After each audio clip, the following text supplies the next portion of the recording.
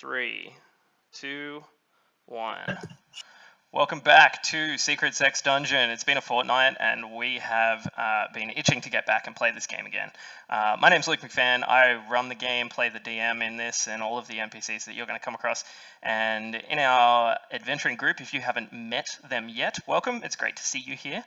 We have Falcor, played by Chris. We have Beleaguer, played by Gabby. We have Ko, played by Beck. Magnus, played by Matt. Davos, played by Alex. Syl, played by Jordan, and Thorax, played by Kelvin. Now, this group of esteemed adventurers have just finished their first mission. They cleansed the Lightwatch Tower south of Daggerford on the Sword Coast of Faerun. They spent their time crawling through the dungeon there and found a hag at the end of this adventure, destroyed her after finding that she knew of Magnus, the warlock within our party, and she had a flesh golem with her that was also destroyed, and upon returning, Davos has been left with a gem that was embedded in one of the greater skeletons, and appears to have shadows that are swirling inside of it, taking the form of humanoid creatures at times, and then they kind of dissipate back into this shadowy darkness. Upon their returning to Daggerford, their hometown, they have taken some time to assess what the gem is after taking it to the Temple of Lathander. Thorax, our halfling druid, managed to find within the dungeon a sphere containing a small frog that seems to be in suspended animation, just kind of flipping through this glass sphere. Went to try and find... I love that you have that, Kelvin. That is wonderful. That is excellent. Went to find out whether it floated or sunk at the docks. Found that it was neutrally buoyant, just kind of hovered in the water there. And upon returning to town, everyone else has found their way to their respective, I suppose, sleeping beds for the evening. However, Ko, you have been pulled aside by fellow harper Artis, and he has told you that something has gone awry on his most recent mission. So today we start our adventure within the Bearded Dragon, the tavern that is in the southern quarter of town, owned by Gus. And at this point in time, Ko, you are being led towards the back of the room. A small table is set with some food on it for Artis. And as he sort of leads you across and sits you down, you're about 10-15 feet away from the fireplace, and it's relatively quiet in here. There's maybe only one or two other people. And Artis looks at you and he says, Ko, it would be good if you could please take a seat.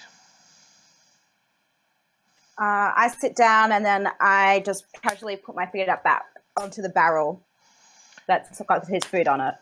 Very good. Gus comes across and he's like, here you go, mate, and puts a tankard down for Artis, and Artis takes a massive drink, as though he... I just go, like waiting for my fireball whiskey. He's like, yeah, all right. Gus kind of waddles off back towards the bar. And I kind of eye him as he walks off, just like, you better. Artis finishes taking a drink from his mug and sort of looks across the table at you and he goes, Ko, what do you remember of the mission that I told you about I was going on? You tell me of many missions, I believe. Most recent. To do with taking things to Chult. Yeah, I didn't write that down, sorry. All right. Well, we had taken some things to Chult, and on our return, after meeting our contact in Port Nine Zaru down there, we have heard that there are some rumors of a device that had been destroyed recently. It was device? Yes, they were calling it the... they called it the Soulmonger, and it was recently destroyed by a much larger... Post starts getting a bit distracted, and I start playing with my dagger, and I go, it wouldn't happen to be a stone, would it? Well, I'm not 100% sure myself, really. It was something that took a very strong adventuring party to take care of. something about liches and undeath. Nasty business.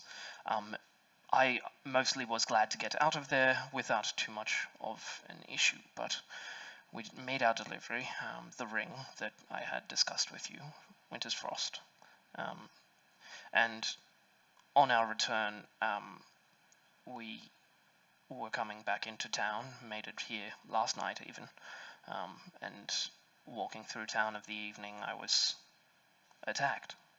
There was a group of 4 or 5 individuals. Zentara? I'm not certain. They wore dark cloaks, but managed to stick to the shadows and seemed to disappear. It was very strange. I was caught entirely off guard as I rounded the corner down near the market. What they take? Well, I had found a bowl, a singing bowl, that was meant to be of some magical, I suppose, magical nature, useful for certain people that study the monastic arts. And Did it sing any good songs? Any good bar songs? Not so much as that. It more it rings, and gives some. I look bored again. Energy of attention. We need attention here. This is important. I just got back from a long travel. Fine. Well, I can understand your lack of enthusiasm after a day of revelry, but if you could help me look into this, this would be very good for your standing within the organization. How good a standing? Well, a task like this, retrieving magical goods from hands that may want to use it for ill purpose, is very, very well looked upon within the Harpers. I stop playing with my dagger and I start picking at his food on the table. And I said, and in between like mouthfuls, I'm kind of like, so I guess you better see this rock we got, hey. Rock? You have a rock? It's got this thing in it. It looks like it's valuable. Right, well... I think it's got souls in it or something. This device you spoke of. He just sort of stops for a second and leans back. Souls. I take another hunk of bread. You think there's souls in this gem? Well, there's something in it. Well, have you Is it just Ko who's there? At the moment, inside of the tavern, I think, well, Davos, you and Syl had finished up at the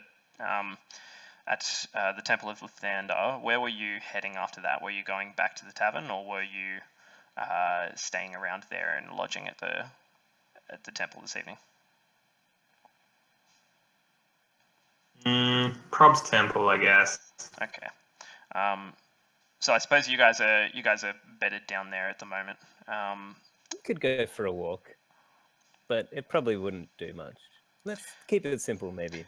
Yeah, from memory, Syl, you had received like a guide from a book from the temple from Lucian, thank you, remembering the NPCs. But yeah, yes. So from Lucian, he had given you this book that was essentially a beginner's guide to following Lathander, and it is just Lathander for dummies.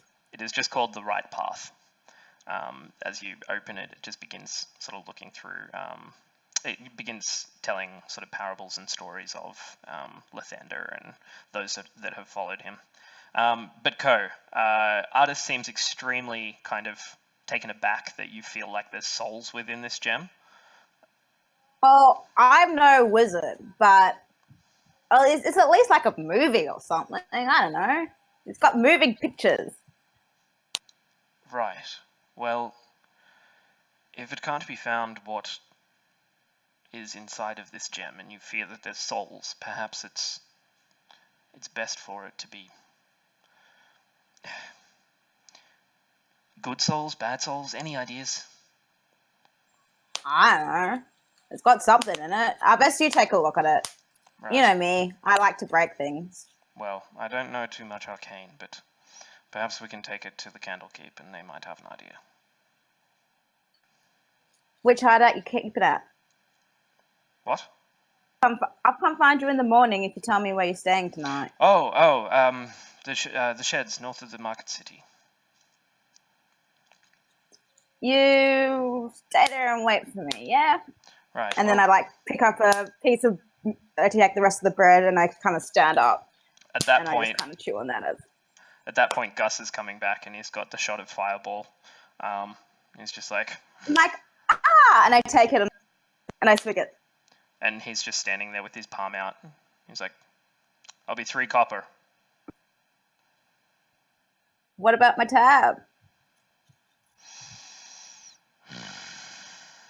Your tab's getting awful long. You know I love you, Gus, and I kind of like clap him on the shoulder and I start walking out. He's like, right, and pulls a notepad out of his pocket and just scratches 3 marks next to a very long list of marks. It's a few pages. Find your way to, I'm assuming you're going to rest. Yep. So the rest of you find a very restful evening indoors in a comfortable bed for the first time in a few nights.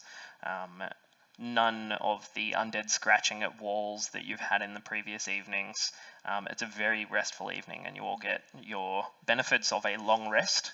And in the morning, the first to wake is Davos. You manage to wake up and you kind of notice that within this very humble area inside of the monastery, you have a very simple sling bed and wake up to all of your armor sitting next to your bed, your belongings, and just the smallest faint hint of shadow kind of clinging to the bottom of your pack, where you know that you have the gem stored currently. Yeah, so I feel like at the end of last time I kind of resolved to hit it with my hammer. Mm-hmm. Wait, is this still the same night? This is the next morning. Next morning. The next morning. Welcome Can to Poe the just following like show up morning. in his room? You don't Like sneak in? So You're not awake yet. You know. So of the evening, you had gone to bed. You know that Davos and Syl had spent their time at the Church of Lathander, and you can go there in the morning. But yeah, I hang around the front. Okay, so you're Well- currently waiting outside. But for the minute, Well, I do my morning prayers and then put on my armor and then find Syl and then go outside. cool. You find Syl. He's like asleep and has managed to find his way to the floor, off of the bed. And there is a book Yes. that's opened and kind of like across his chest, and sort of That is perfect.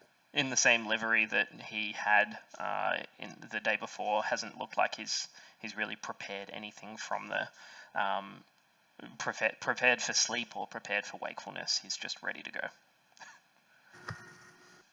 Yeah, Good morning. you're gonna have to work up earlier. Yeah, Oh, okay. yeah, I'm waking gonna up. be worshipping the dawn.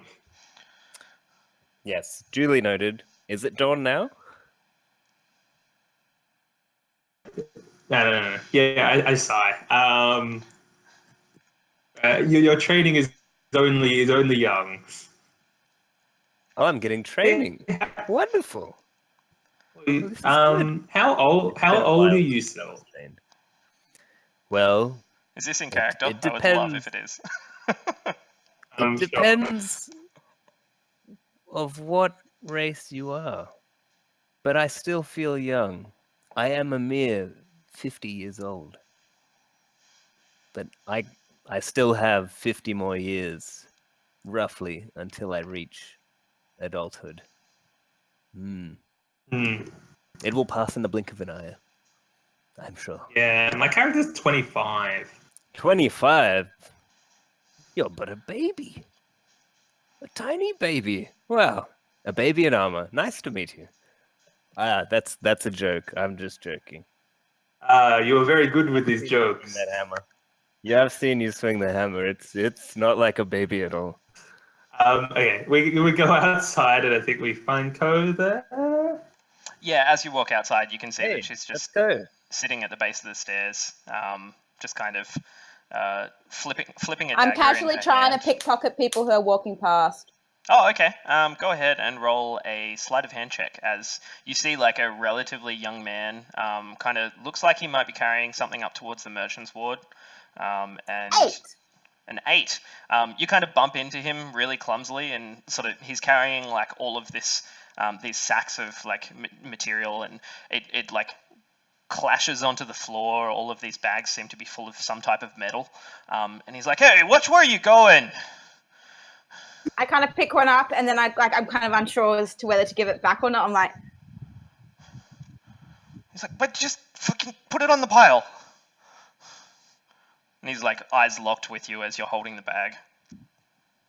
He's collected Do I most of the have other stuff. I walk over gotta and put it back angrily. So you take it out of her hand and put it on top of the pile. I'm like, hey, that was mine. It's like, "It's mine!" And he continues walking up towards the merchant's ward. Grumpy old man. Young man, he's still within earshot. Whatever you reckon, bud. So the three of you find yourself out the front of the Temple of Lathander. Yes. So, That I want to destroy this gem and face whatever. Before you do that, you still got it yet? It's not like shattered and Well, stuff. yeah. So if I'm going to destroy it, I still have it. So can you like hold off on that for a little bit? I got someone who kind of maybe should look at that. Okay. But I do not like these dark energies. I wish to destroy it. You don't have to like them. I just want someone to look at them. I said yeah, we should okay. get that looked at. We should get it looked at. It looks Yeah. nasty. Just like you know, like a second opinion. Okay, but It won't cost you anything. I just want to get this done. Follow me, and then I kind of lead him to what's his face's door. So you're going up towards Artis. So it's going to take you about 20 minutes Artis. to walk up there. But in the meantime, Thorax, where were you staying for I the steal evening? breakfast on the way. Sure. Make a sleight of hand check. 20. 20. Not okay. nat. As you begin seeing the merchant's quarter, there's a couple of like bakeries like along the way that have been working all morning, and you notice, Davos, that the smell that sort of like blows up towards the temple is from the majority of this like market area that is food oriented. And as you're walking past one of them, Ko, you manage to just slip a roll from one of the tables. 3. And then I kind of chuck 2 back to one to Scylla, 1 to Davos. One to Davos. And sure. just keep walking. Cool. So you pick them up and just begin munching on one. The other 2, you have these giant rolls. But as you are all walking through, I give 3 copper subtly to the merchant. Oh, cool. So you just kind of sit it on the table where the rolls. I give were. you an evil eye. You don't. No, you don't notice. Roll a sleight of hand, Davos. Oh, jeez. 8. 8. Ooh. Ko, what's your passive perception? 11. You hear tink, tink, tink, landing on the table behind you. And as you turn around, you see Davos. I shrug and I just keep eating my roll. You can see Davos just kind of like spilling some coins on the table and nodding to the guy inside. Okay, so we'll come back to that. Thorax, where were you staying last night? In the inn with my good friend Belle. Nice. So you managed to, I think, unless Matt and Falcor, were you staying anywhere else other than the inn? I think I slept on the inn's bar's floor. After Oh, many that's drinks. right. You were passed out. Ko, you would have noticed that. Falcor passed out near the fireplace. That's nasty. Magnus, I didn't really pay much attention to it. Matt appears to be frozen, so I am going to assume that he also went ahead and was staying at the inn last night. You all find your way to Wakefulness and come downstairs to find... Oh, jumping around. Here we go. Come downstairs to find that there's not a great deal of people in here yet. Gus is just starting to clean up a few tables and sort of kicks you in the side, Falcor, and he's like, "Oi, get up. You're still paying lodge, you know."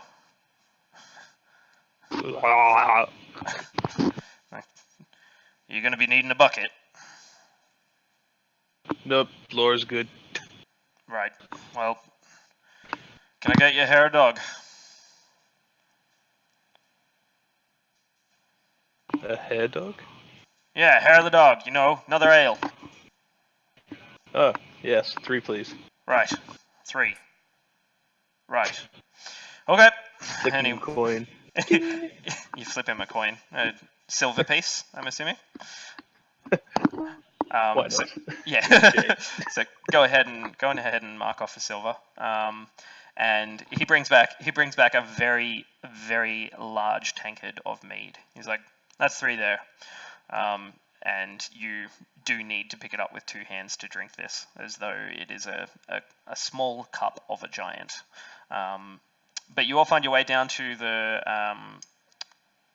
bar, and what are you all doing this morning? Can I ask quickly, just Yeah. before we get started? So you know how I got the hag book, the spell Yes. book? Yep. Did we decide which spells I got out of that book? Because Yeah, the last time before I went to sleep. Yep. Yeah, I was So reading through it all. You found a variant of Animate Dead that allows you to sort of piece bodies together. So when you don't have a full skeleton, you can kind of take pieces from different locations, essentially Frankenstein, and be able to create a monster. But it is the same level as Raise Dead, so I think that's a 3rd level spell. So if you wish to try that, you'll be making like a difficulty check to make sure you don't destroy the spell as you read it out of the book. Yeah, no problem. Cool. Thank you so much. So yeah, so you spent a little bit of time, probably this morning, just having a look through that book, and you finally realize what the spell is. And as you realize that, Magnus, you notice Bell sitting down with a book opposite Thorax.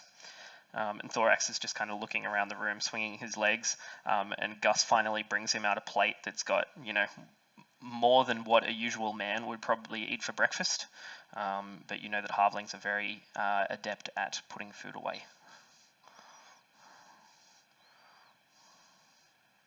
So you all wait for probably the next half hour, 3/4 of an hour, making idle chat, and Ko never seems to appear. Can I say that I've picked up on that? Yeah. Because obviously normally so I'm guessing, right, that the lodge wouldn't have single rooms anyway.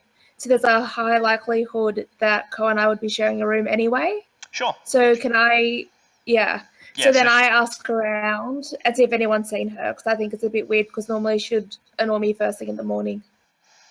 Sure. So just roll an investigation check as you kind of like search around the bar, chatting with people.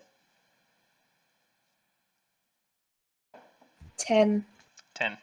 It takes you a little bit of time. You kind of like talk to some patrons that are walking through. You're like, "Have you seen, Fire Girl, like Janasi, walking around?"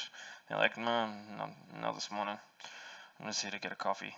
And kind of bump past you. And Gus finally makes his way across, and he's like, "Yeah, she was out real early this morning. Said something about church and running off to find a tiefling. I don't know. Maybe it was your friend, Davos, who was coming through. But she hasn't been back." I find that a bit Can weird. anyone see me now?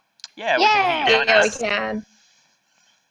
Win. So then I go back to Magnus. Yep. And I was like, it's weird that Ko's not here, right? I think everything the Genasi does is weird. I nod in agreement and go back to my books. Cool.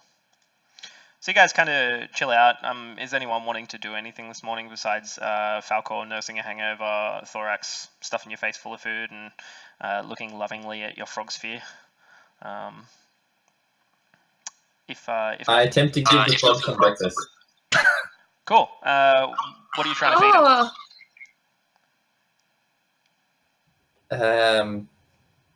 Gonna say eggs because I associate frogs with eggs. Cool. So you take a small amount of the scrambled eggs that you know that Gus and Melinda have spent this morning making. You kind of like smush it onto the sphere, and as the frog's head kind of spins past, you notice it like dart its tongue out, and it kind of sticks against the glass for a second, and then kind of smears across, and then just begins spinning again, as though there's a force in there that's kind of like causing him to whirl over. But you try for a while, doesn't really help out. Other than that, I would like to go up to Gus, please. sure. You come up, he's like, Magnus, what are you doing? Not a lot, Gus, not a lot. Just after some information, if you've got it. Got me ear to the ground about a few things, but what can I help you with? I was just wondering if you happen to come across any druids other than my halfling compatriot. Through town recently, or a resident, or in the local forest? Forest is a last resort. Through town, but not necessarily a resident, if they are, sure. Yeah, I mean, it's been a while since anyone openly kind of shows that they're a druid around here. Being city and whatnot, people kind of jump to conclusions about rituals and, the Gulthias tree of all things still very, very deep in people's hearts here. But, nothing of note, really. Are you after someone? Trying to find someone? Trying to find assistance. Right. Okay. Well, I'll keep my ear to the ground. If I hear of any druids, I'll tell them you're staying here. I'd appreciate that, Gus. Thank you. While I've got you, I'll grab a whiskey as well. Sure. Just chuck it on Co's tab for me. She deserves it. And he kind of like pours one out for you and sits it on the counter, and you notice that the glass around it was wet, as though he'd just recently cleaned the mug, and as he pours the whiskey in, you see the water on it just evaporate immediately. Kind of disappears in the heat that is this specific brew. You take your shot. Nice color and shade there. Thank you. And as you kind of make your way back to the table, we'll cut back to Ko, Davos, and Syl. So the three of you walking through the market ward see that there's plenty of like wares on sale. There's everything from like traveling carts, animals being sold as pets. There's like new armor. There's weaponry. There's like a store that has... Can I look for a pet dragon? Make an investigation, perception check at this point.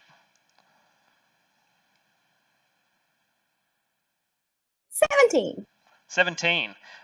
You have a bit of a look around, and you can see that there's a guy that's got like some oddities. Like he has a few snakes in cages that are very, very tightly kind of like barred cages. There's a few owls and things like this, if you wanted to investigate in there. Otherwise, it looks like people are kind of...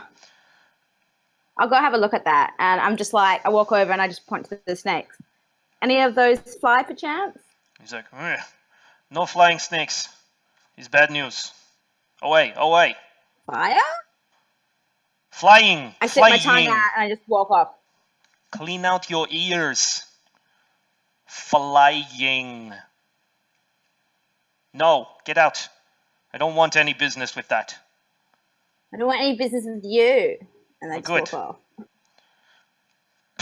He kind of spits on the ground. Can I lift something from the table? Sorry?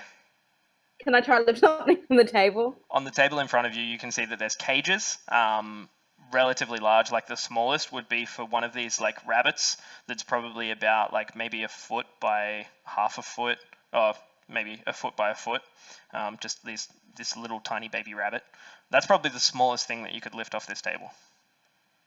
I'll give it a go. Okay. Roll a sleight of hand check. 13? 13. Can I just try to stop her? I kind of like realize I have nowhere to put it anyway. I'm like, Yeah. and I try to slowly put it back. As Davos, you see this as she's kind of reaching for it, and as you are kind of sitting there watching her. Sorry, I just had the rest of the stream start in my ear, and it was really, really confusing. You reach for her to stop her, and you see that already the guy behind the counter has a staff in his hand. He's like, "Hey, get out, get out!" And he's like whacking the back of your hand, Ko, with a staff, and like chasing you out of the store. So you do see that there's, in the rest of the marketplace, still people just setting up. It's around kind My of... hair kind of goes a bit flaming, and I'm just like glare as I walk off. Sure. He's just standing at the front of his store now and just watching people walking past. But I go over to Phil. I'm just like, gosh, what an old fuddy-duddy. You're a And I funny make guy. like a face, and I like Can mock I him. get her to stop stealing? can you Sorry, get her? did you say can that you to get me? her? Yeah, can I glare at her to stop stealing? Like intimidate her? Intimidation check. Sure, roll an intimidation check. 12. 12. It's reasonable. Like, you can see in his eyes that he's not impressed with what you're doing and doesn't want to be... Like, he's about ready to turn around and not meet this guy. I kind of like huff, and then I just keep walking. Cool. So, yeah, you continue your way through the marketplace, and you see that there's, like, a guy selling books. There's, like, a tarot card reader. There's a couple of, like... what seem to be just caravans with oddities and random bits and pieces amongst them all. And you continue past what seems like the edge of the market, and you get into what almost looks like storage sheds. There's like boarded up doors and like massive sliding barn style kind of areas outside. And you see that Ko begins to lead you through this kind of labyrinth of like broken down pieces like refuse, and she crawls underneath something and then ends up in a different alleyway, and you almost begin losing your place, Davos, and then Syl looks at you and he's like, "It's fine, I know where we are." And you continue on your way for a short while. You finally, Ko, remember the trapdoor that comes up on the right hand side as you turn into this alleyway, and you kind of begin to set down a set of stairs, lift up a storm grate, and make your way inside where you know that Artis is going to be. Come on, come down. I like beckon them to follow me down the grate. I'll follow. Yeah, I don't care. Cool. So you come down into what seems like sewers for like everything up until the point that you pass through the drain grate. You thought that you were going to be jumping into a pile of refuse, and you land, and it's quite surprising to note that there is carpet under your feet. You like land, and there's this almost shag rug that is in like this area outside of a very finely crafted door, and you can see on the door itself there is a carving that looks like a set of strings on a harp. And Ko walks up. Before I knock, Yep. I kind of stop them, and I'm just like, so this place, you've never seen it. That cool?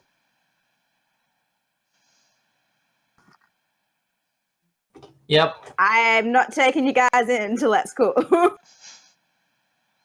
Yeah, As long as there's no necromancy. I don't really mind. Can't promise anything, but I'm up for cool. whatever's And in then I there. knock on the door, the secret knock. Sure. So you knock on the door, and after a few moments, you can hear Artis's voice behind it, and he's like, "I'll just be there in a second. One more." And you wait finally the door And I creaks. whisper, "That's artist. It rhymes with fartus."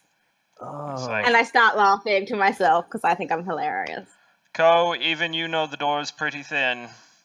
And you hear it kind of pull open, and he's like, now, what is it? Have you got the gem? So I don't have the gem, but my friend here has the gem. And he looks up at you and Would you goes, like to invite us in or not? Sure. It's cool. It's cool. Holds out, It's cool. holds out his hand to you, Davos, and he's like, my name is Artis. It is lovely to meet you. And greets you as well, Syl, and he says, I've seen you around town, but you're new. And kind of looks at you, Syl. Just I am. just passing through. Nah, it's yet to be seen. Right. Well, I like these people. they're good people, from what I see. Come on in. Come on in. What am I doing? Right. Well, take a seat, and you can see that there's just a small table that's set up, a couple of armchairs around it, and he sits down and he's just like, so, Ko tells me that you have some type of gem that may contain souls. Yeah, that thing we saw. Davos, get it out. And as I say that, I'm like rummaging through the cupboards, just looking for food. I get out the gem and hold it up. He kind of looks at it and he's like, just so that everything's above board here, you know who we are, right? Not me. Do I know? Do I know? Roll a history check. It's cool if you don't. We don't exist. 4 minus 1. 4 minus 1? That's 3. Yeah, you don't have a great idea of who they are. You know, sure, Harpers. They're people. But you aren't certain of sort of what they do, who they are. And he kind of looks at you for a second, and you're like, sure. It's like, well, I interrupt. What were you going to say, Davos? I think we lost him. He's gone. Also, I rummage through the cupboards and I find food and I just start sitting down and eating it. Sure. You find Oh, there he is. back once again. Guess who's back? Hey, it looks like he's back. Hey. Cool. Oh, what'd you say, Nelly? I'm back. You're back. That's good. Nice. Back again. So, you manage to kind of look across the table at him, and he's like, well, without going too much into our history, my name is Artis Windblaze. I am a part of the Harpers. We intend on keeping magical items out of the hands that may use them for ill. I am here to see that this soul gem that you have does not fall into the wrong hands, or is dealt with accordingly. And I pipe up in the background, if it even is a soul gem. Well, I say that I intend to destroy that is today. that is a noble task. Might I see the gem? And he kind of reaches his hand out to what you're holding in front of you, and takes it from you, and kind of looks for a minute. And as you see him looking at it, you can see still that there's just it's not like it's leaking shadow so much as like the light around the area near the crack is just being absorbed, as though it's darkening. And he kind of looks at it for a while and holds it up, and he's just, I see what you mean about souls in the gem. This, where did you find this? Davos. Light Light Watch. Tower. Light Watch Tower? Right, well, I don't know where that is. But if it's anything to do with necromancy? House? From who? I think he's on a big delay. I think that's correct. You said I'm back now. Okay, cool. What were you saying? He said south. South. Right. Well, if it's anything to do with Maybe. necromancy, I'm sure that it is probably best destroyed. However, it worries me that there's two figures in here. And that they seem to be fighting. That's interesting. I lean on the back of his chair and just like casually eating some food. I'm just like, so what's it mean? He turns around and he's like, oh, really? The jerky? Man. I was hungry. Right. Well, Hey next guys, time... back to the sphere people. What's Oh. going on? Who are the two people? Well, I have no idea who the two people are. But I would suggest having a large force around you if you were to destroy this. Yeah, that's what I think. Let's gather the party and destroy this. Define force. Many people with sharp, pointy things. What about magic? So we like stab Would magic stone or something? Magic is also good. Oh, good. I know a guy. That Or is three. good. Well, Who you know? if I can attest to You their... know. If I can attest to their kind of nature as part being like yours, I'm sure we'll be fine. Hooray. Now, the question is where? Not here. And you look and you're in a room that's probably only 10 by 20 feet. Like, this is not a good idea. I just burp really loud, like, bleh, and then I'm just like, so do I get like, I don't know, some cool points with the halfers or stuff? You need to work on your attitude. That'll get you much further than good deeds. And he kind of like spins it in his hand and hands it back to you, Davos. It's like, now, I suppose you know where to find me now, which is troubling. But I can assist you if you do need help with this. Oh, more the merrier. Right. At what cost? Ridding the world of more evil items that could lead to demons and devils inhabiting the material plane. Pretty good cost. Thank you. I think it's a righteous course. Interesting. And kind of looks sideways at you for a second still. He's like, right, well, I suppose contact me when, or would you like me to come with you now? Is this something you're doing? I think we got it. Right. Yes. Oh, that was You can come, totally. All right. I'm more than happy to stay here and keep my sword in its scabbard. But if you need help... We'll never turn it down from you. Right. He kind of looks at you as though you're mocking him. I kind of pat him on the shoulder. I'm just like, thanks for the jerky. Yes. Thanks. Right, well, I guess we'd best be going. Lead on. Okay. And he kind of takes a couple of keys from his waist and locks 4 or 5 different locks, and then mutters a couple of words, and you hear a as though like a steel bolt is sliding across the back of the door. I say, so where are we taking this now exactly? We're gonna Yeah, boss. grab the others from the. We're gonna go grab the others from the bearded dragon, and then go outside of the city gates, and then smash it.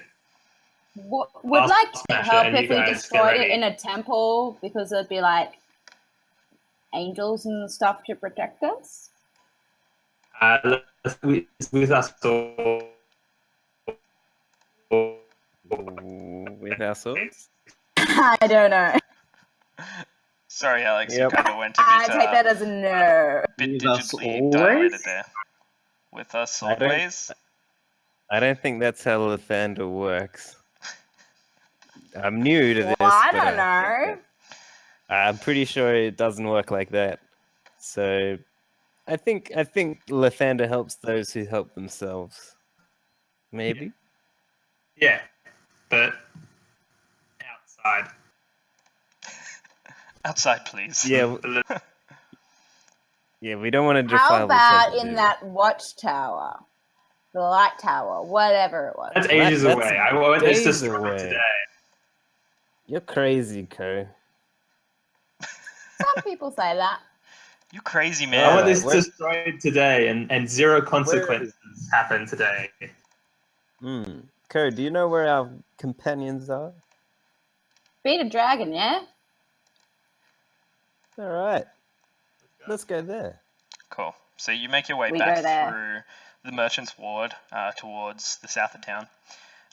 And Artis follows you the whole way, kind of drops a couple of coins on a few different counters as he walks along. And doesn't seem like he's taking anything, but just leaving coin. And Interesting. you see Can I him. try and figure out why from his body language? Sure. Roll for this. Roll an insight check. Yes, sir.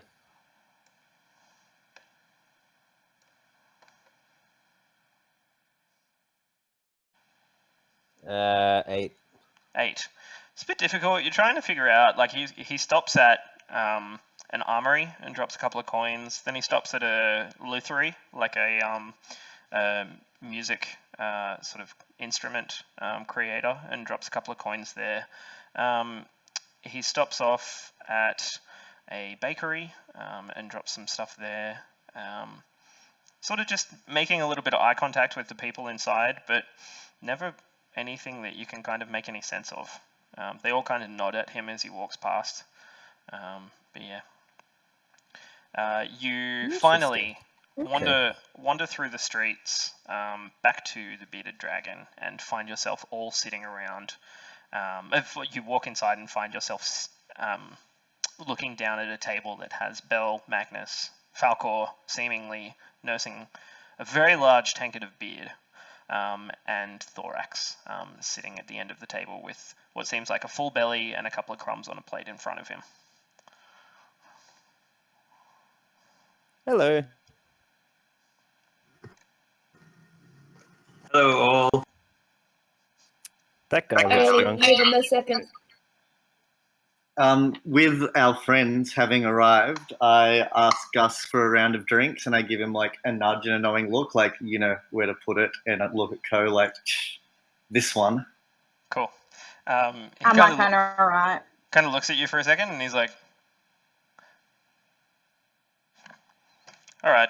And as you all sit down, Gus begins bringing out tankards of ale, and in front of you, Bell, he places a very fine-looking glass with like a very nice-looking red wine inside of it. He said, this Red Dragon Crush came through last week. I thought you'd enjoy. And kind of sits the glass in front of you. And as he heads back to the bar for the last couple of ales, sits them down in front of Yuko and Sil, and Davos the same. So you're all sitting around now with drinks. What are you doing? I relay my plan to everyone that I was to destroy this thing and to gather around in case there is evil. Nice. Yes. And I relate it to a story from nature where there's an animal that's out to the west. It likes to eat bees, but then it takes a whole nest of bees to take out this creature. And I think it's like the same situation as this. Does that help? Very helpful. God, yes. Yes, Yep, we're good. all bees. He just Yep, we are the bees. he starts. It seems like a reasonable plan, Davos. I think we should be prepared before we do. Essentially, if we want to get things like potions, visit the armor or anything like that, because your god only knows what will come out of that gem.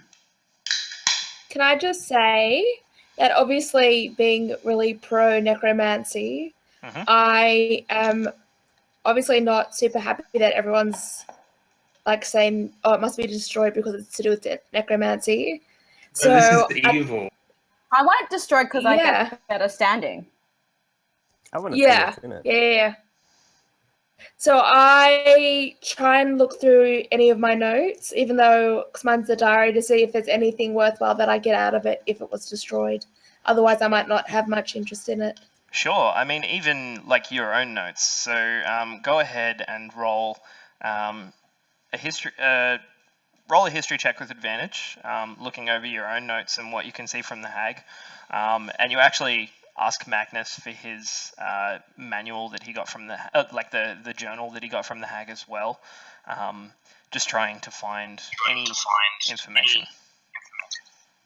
All right, I've got a 20. A 20. Very good. So you're looking for what personally you could gain from this. Yeah. Okay, so you think that perhaps the creature inside, or if there are humanoids inside, they may have knowledge of necromancy, or they may be creatures that you haven't seen before. So you could see how they act, actually notice what kind of things occur with this creature. I mean, other than that, you have...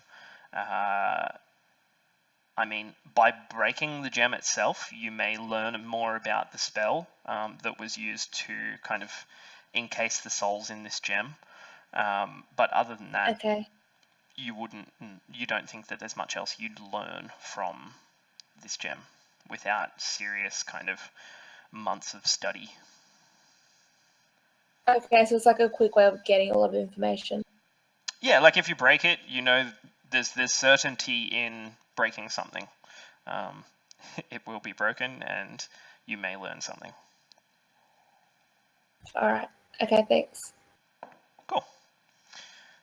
Cool. Davos, can I also suggest, when it comes to striking it, perhaps using my magic blade will be a good idea because it's magic damage and it might have some kind of resistance to your I hammer. have my own magic blade, so think Okay. how far.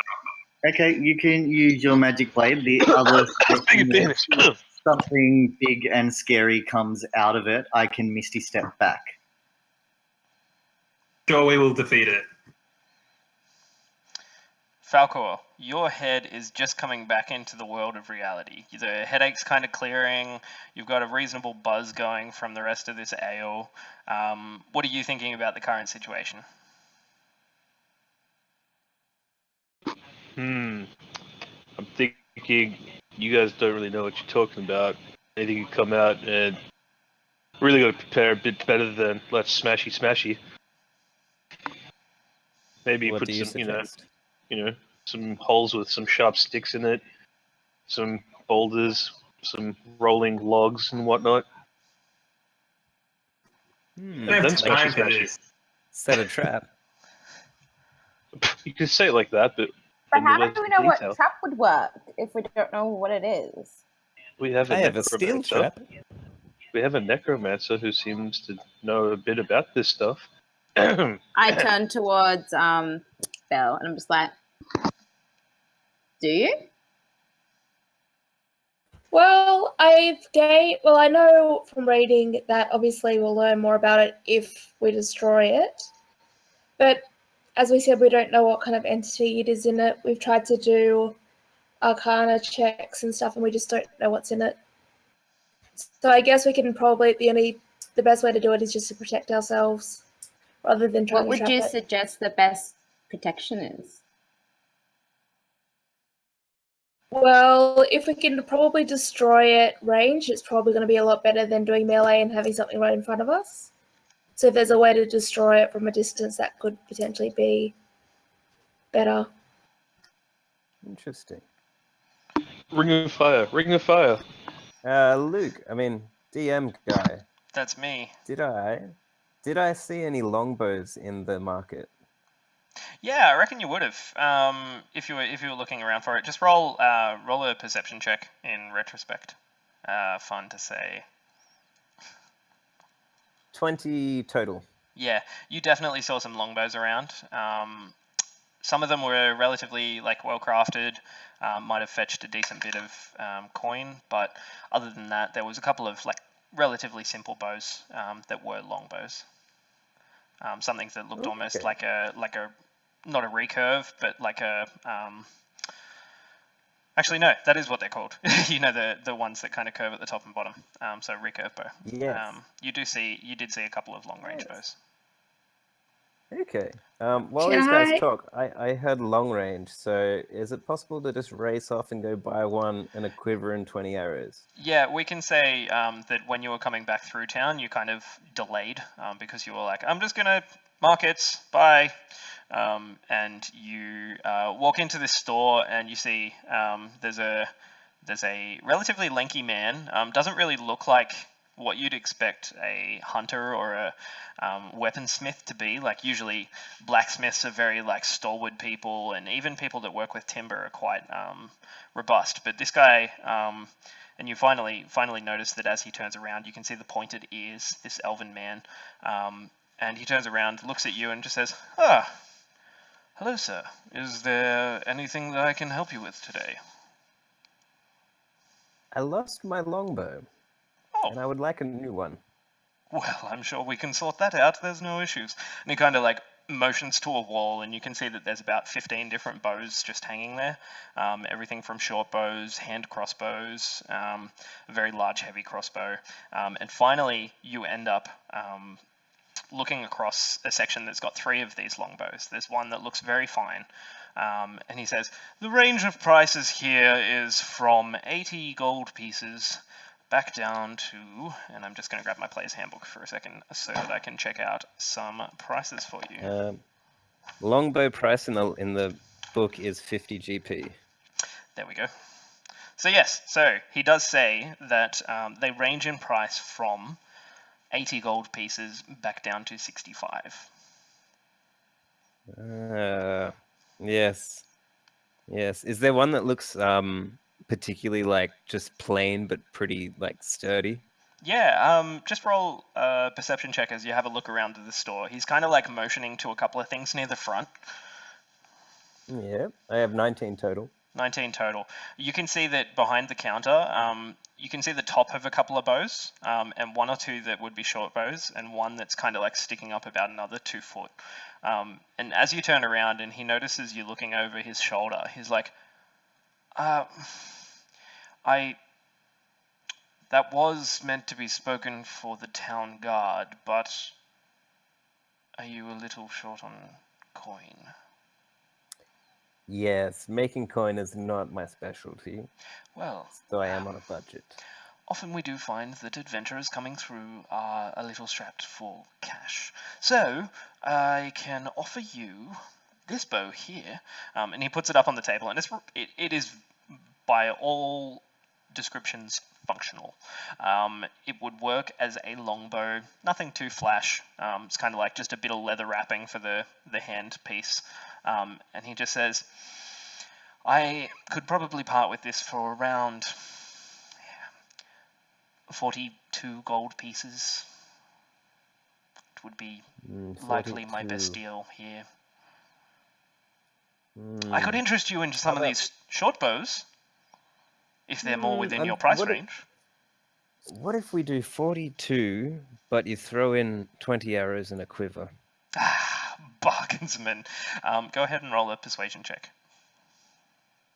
Ooh, this is something I'm not particularly good at. Hopefully there's racing stripes on it too. Oh, okay. Persuasion check. That's 5 minus 1. That's a 4. He's like, we have a very, very lucrative deal on arrows currently. Tell you what, I will be able to throw in some arrows for you and bundle a slight deal. And kind of looks towards you, and you can see that he's just kind of calculating things in the back of his mind. He's just like, well, how about we call it 43, and I'll throw the quiver in for free. And arrows as well? The arrows are Or within no? that price. Okay. I'll take it. Well then, we have a wonderful deal. My name's Lorian, by the way. I am Syl. Syl, it's Nice lovely to to meet meet you. Well, and as he begins counting the coins across the table, he's like, so what are you in town for, anyway? Well, I'd love to chat, but it's it's nice to meet you, Long Joe. I've got to run. Nice. He kind of looks a little bit confused as you just begin hurriedly walking out of the store. He's just like, well, we're here every Thursday. Okay, goodbye. Thanks for the bow. Very nice. DM, also question. Earlier in the day when Co and Co were off at the Harpers, could I have had a short visit to the Armourer? To the Armourer. Sure. So you go down into town. You know that there is... what's it called? The location that I am thinking of that has Podge, and Podge is kind of like one of the blacksmiths in town that you know that Co has talked about in the past. And you walk up there just thinking maybe I can find something, and you see a large sign out the front that just says "Ring to it." Obviously, the name of the blacksmiths. And you come inside, look around, and you can see a stalwart halfling kind of standing behind the counter. And he kind of looks up at you and he says, right then, well, what can I help you with today? I say, hello, you must be Podge. Co spoke of you. Oh, right, that one. Yes, well, what has she sent you here for? And I take a look at his wares and I do my best to look wowed and amazed by them. And I say, Co spoke of the quality of your work, but I can see she did not do you justice. Roll a perception check.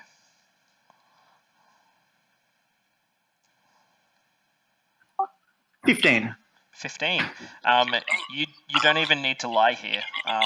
It's very, very highly crafted and good quality equipment. You have a look around and see that there's a whole heap of like different plate, like gauntlets and chest pieces, and even down to like very well crafted boots. A lot of steel, and you finally have a bit of a look around the store.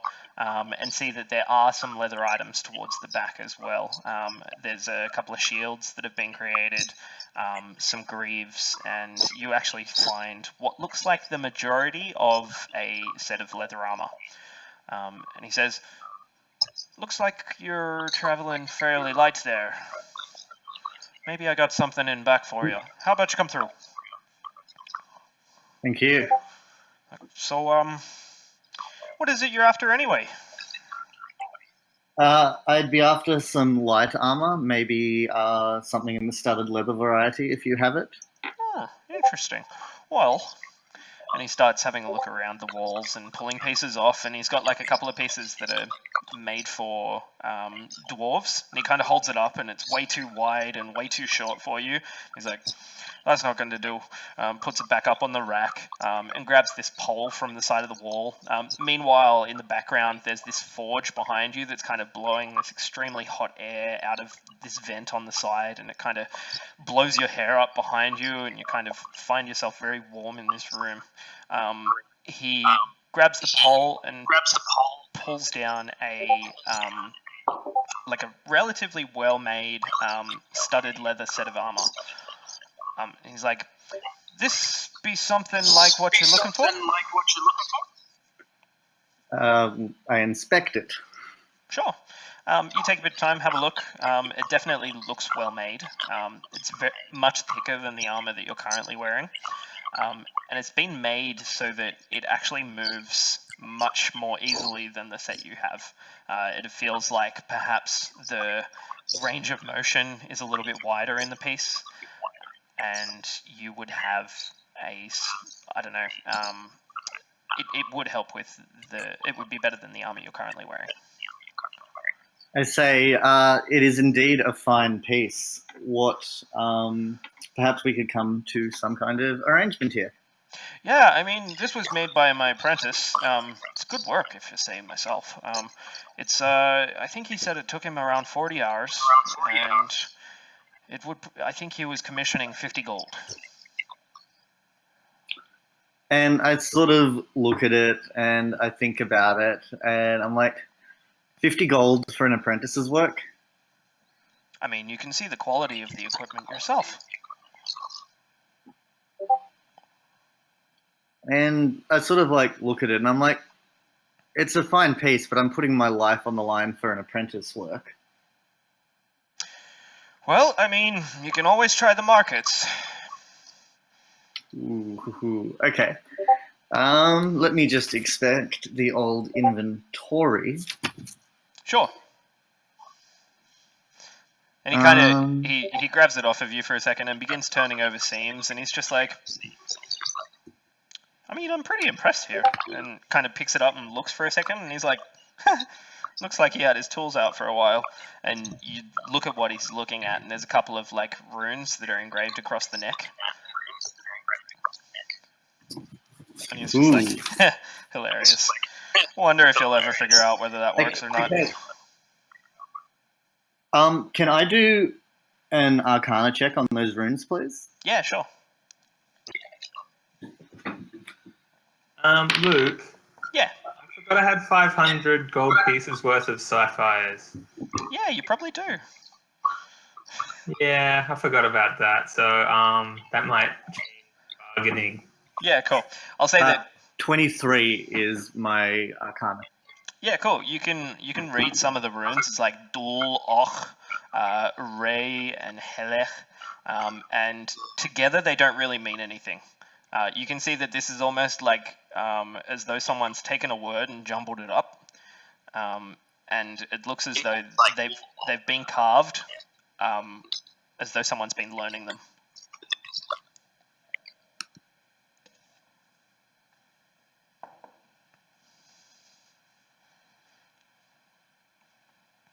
So Davos, just roll me a persuasion check, and we'll say that you've spent some time selling those gems. I missed all of that. Oh, just 1 second, Matt.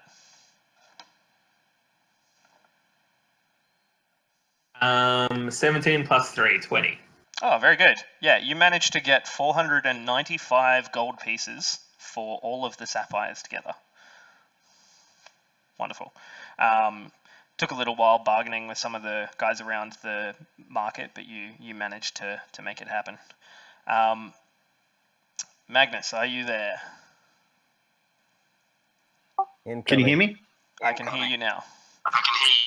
Wonderful. Okay, so my Arcana was 23. Very good. So you look at the runes, and you can see that there's like some that say like Dul, Och, Roll, Ye, Rele, and it kind of doesn't really make a word or any kind of like magical incantation at all. It looks as though someone has been spending time learning runes and just like inscribed them onto this leather as a bit of practice. Very well crafted, like legible. It's almost like calligraphy put out of order. Like very well done. But it doesn't seem like it'd have any magical advantage. Okay, so I pull out a sapphire that is very pretty, worth about 90 gold, and I say, can you make change for this? When do you have a sapphire? And he kind of looks at it for a second, and he's like, interesting. I wonder if Brandon could use this. What is it just a sapphire, or you know anything about it? It's not magic, is it?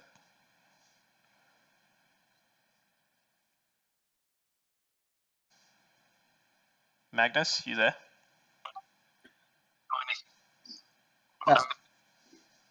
It is indeed a sapphire, and sapphires have many uses. I'm sure it could be used for something with your apprentice. Interesting. So what do you reckon it's worth? It's been valued at 90 gold. It's a pretty gem. It's a big gem. I ate a stone fruit smaller this morning. Well, how about we go split it down the middle. I'll give you 45 gold back, and I'll take the gem. You can have this lovely, one-of-a-kind, by the way, set of armor. It was his journeyman project. Sorry, Luke, you were breaking up there. Could I get that again? Sure. He said, how about we split it down the middle? I'll give you 45 gold. And that it was a fine set of armor. This was his apprentice's journeyman project.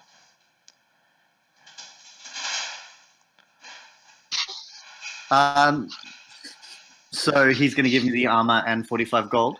Yep. Yep, absolutely. I think we have an accord there, Podge. Fantastic. Well, you know, I wasn't sure how this would go, friends of Co and whatnot, but I'm glad to have met you. What was your name, by the way? My name is Magnus, and it was a pleasure doing business with you. I know Co can be, let's say, eccentric. Interesting person. I love her. She's a lot of fun. Helps me with the kiln at times, on cold mornings and whatnot. Need a hand adjusting, fitting that properly? Yes, that would be wonderful. Thank Fantastic. And he kind of helps you out of the armor that you have, and begins helping you fit this new armor to adjusting straps just so that they fit correctly, moving properly, and gives you kind of your old set of armor in a Hessian bag. And he's just like, well, if you don't need the leather, let me know. Be happy to take it off your hands. Yeah, what'll you ask for it? Well, I mean, a worn set like that, I'd only pay about 6 gold for.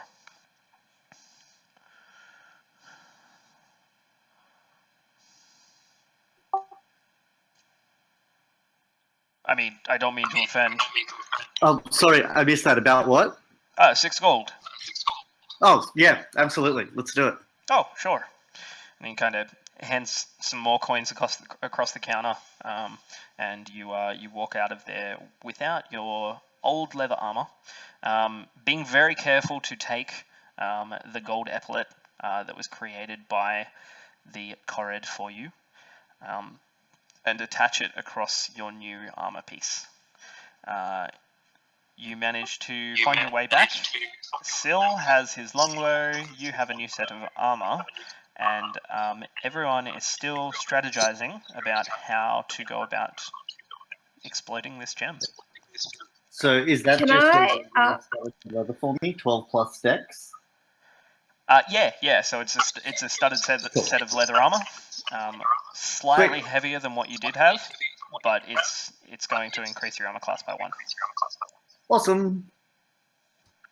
Can I please ask then, the ranger and the monk who have good awareness of the surrounding land, what their opinion is of where we should break it? It's a good question. Like if we You also have... give everybody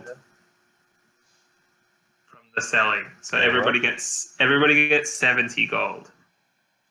Oh shit! No Wow, you're very way. generous. That's You walk heaps. back and he's Yeah, just like, I know, money? right? I wouldn't.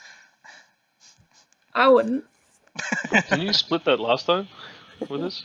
Did I already give Yeah, the sapphire to people? No, you still had He the made a gems. sale. Oh, I thought you gave us gold last time. Oh, okay. Yeah, he did. Yeah, so there was gems but amongst there's it more as well. now. So more gold. However, yes. I now sold. Syl and Falcor, I'm going to get you guys to go ahead and roll survival checks to try and see if you can remember around town, whether they're outside of the gates, of course, is any areas that you think would be appropriate. I got 10. 10. 17. 17. Falcor, on the way into town, you do pass through like quite a lot of farming town and farming sort of plots. And there's a few that have like vales that run down into streams, and a couple of those looked as though very large open areas, kind of bouldery, like they're built into the side of like hills. A few bouldery areas that you might be able to hide behind if you were wanting to get an element of surprise against this whatever might pop out of this gem, if anything does. And you have a location in mind that's about 1.5 miles out of town. Does the said bouldery area allow us to like have high ground and shoot the crap out of stuff if we drop it into a lower part? Yeah. So if you have someone destroying the gem from, say, about 80 feet away, you think that you should be able to get the drop on this, whatever pops out. You'd have plenty of cover and be able to sort of get the best advantage that you could. We should like all have like high points and let Code break it and then see what happens from there. And leave her down there. Artis is around the table and he's like, I'm not sure it would be best to leave her down there on her own. I may accompany her, if that is okay. She's got a rope. We can pull her up. Thank wherever you. I start to really dislike you, Falcor. No more healing spells for you. Well, you're just gonna leave me down there anyway, so. You see Artis looking across the table, and he's like, to get a small idea of who is who, I am a fighter. I will do best in close quarters with the creature. If anyone else here is also a fighter, I know that Ko is very good with her daggers. What weaponry do you all favor? My fist. Yeah, hitting things close up. That's good. Did Frog notice. orb. A frog orb. That's new. That's very new. That would be so interesting. Yeah, hit the gem with the orb. Duh. How does that work? Yep. Improvised weapon, man. Oh, we've got like 3 things to try and destroy. Porque no It could be the best or worst. I suppose he figures out from you all what your strengths and weaknesses are. Oh, well, strengths in battle are. And kind of just says, so, I suppose we should probably not have another round if we're going to be trying to destroy something relatively necromantic today. Right? I agree. Good. Shall we go? I think that's best. Now, where, and he looks towards you, Falcor, where did you say this place was? That place I was just talking about. Yeah. To the boulder area. Yeah. Oh, right there. Yeah, of course. Okay. Well, lead on then. All right, follow me. Walk this way, and I Great. start strutting. Nice. You begin walking out, and Ko, you're kind of bringing up the rear, and Gus says, he looks across at you and he says, I saw the gold you got. You're going to be clearing your debt anytime soon. That? What are you talking about? He slaps a book, like a booklet on the table, and you can see Ko written very clearly. And then there's about 200 strikes next to your name. Come on, that's not all me. I have been very, very diligent about keeping track since Melinda got on my ass about it. So, How much? it's going to be 20 gold pieces. I fish around in my pockets and I kind of make like a very big, like, display of it, like. Just one coin at a time onto Basically, the and I give as counter. much silver as possible. Just shake it out. Get rid of the change. Sure. Okay, so you square your debt up with Gus, and he goes, it's not me. It's not me. And you hear Melinda It's in the Melinda. background. She's like, Gus, I need a hand. He's like, back to work then. All right. Guess I'll be seeing you later. I'll be seeing that whiskey glass later. Yeah, good. Coin this time. Oh, tab! I say, and I like, as we walk out. Well, at least you're good for it. Okay, so you all walk out of town to the east and begin heading into farm country. There's plenty of people going about their daily kind of harvesting crops, and the last of what looks like a very late evening for a lot of people. They, hollow eyes, just like swing scythes, and one of the guys you see kind of swings the scythe into his hand for a second. He's like, "Ah, fuck!" And you can see just blood pouring down the side of his hand, and he slowly like grabs it and begins running back towards one of the farmhouses. Just very, very long evening. You continue. I Gabby. Sorry, I Belle. I'm just like, don't get any ideas. You continue down to the property that you were thinking of, Falcor, and you kind of come onto the property from a relatively like unused access road from like an old stock road. Take a little bit of time walking through brambles, making it relatively slow as you come up towards the hill that runs up from like this like very well forested section of river. You come up onto the hill and there's a whole heap of boulders jutting out, probably spaced about, I mean, the closest two together would be about 10 feet, but there's about 3 or 4 boulders that you can see that would be able to obscure like 2 or 3 people behind them. And as you sort of look down from there, there's like a slope that has like a relatively like knee-high grass and a couple of like smaller boulders that stick out amongst that, maybe 20 feet, 30 feet down from it.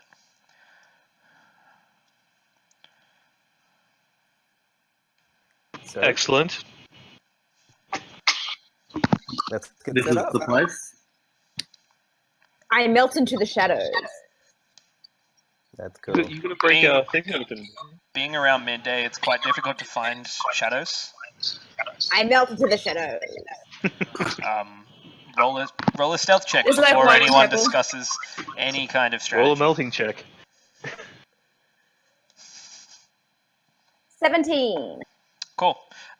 So, Falcor, you begin to go talking to everyone, and Ko's just gone. You don't know where she is. Where did she go? Cool.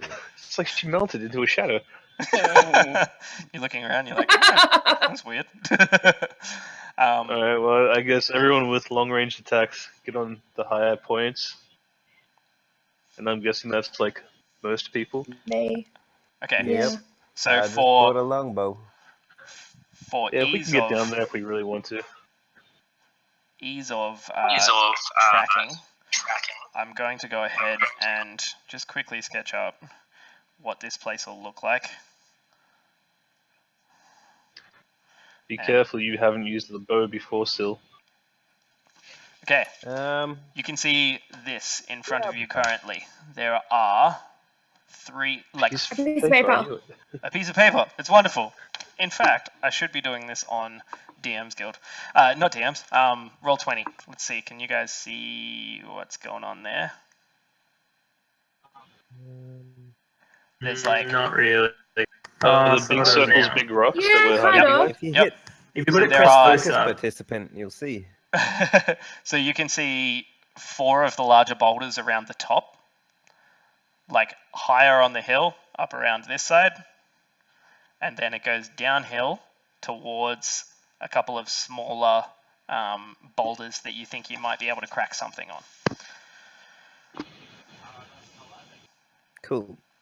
Interesting. So, of those taking range, who is where? There's like on the very far like northern side down to the like far eastern side.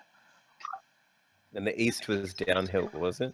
The east is still kind of uphill, and it all. Question: where in that circle are we cracking the gem? In the lowest point. Yep. Surrounded by all the stuff. Probably on a rock, though, right? One of those little rocks. So probably Can the one I that's say closest to then- all the surrounding big rocks. Yep. I hide up a tree. There are no trees nearby. It's like plains and grasslands. The closest trees are in the like near the river, and they're about maybe 140, 150 feet away. I'm behind a rock then. Cool. So are you uphill, or are you down near where Davos is going to be cracking it?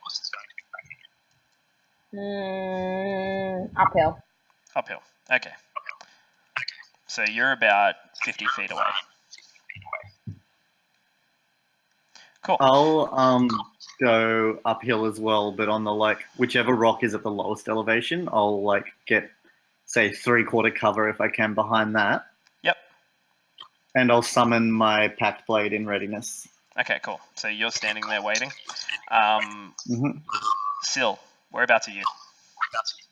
Me? Yeah. Yeah. Well, how high is the highest rock?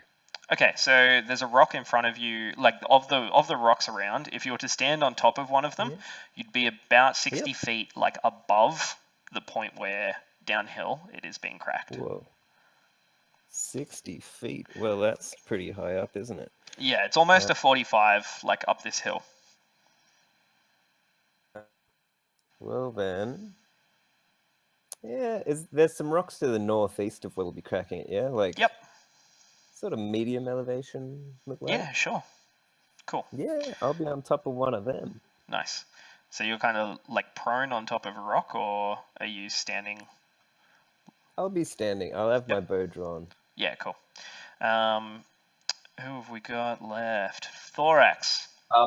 I'll be behind a nearby rock with the frog orb readied in case I need to hit the gem with the orb. Okay. So you're going to be, I'll say you're about 20 feet from where Davos is. And that'll be on the same kind of, you're about maybe 10 feet above him. Cool beans. Cool. Belle, whereabouts are you? I would like to please be the second rock from the north. Yep, sure. Thank you very much. That's okay. And that leaves Falcor.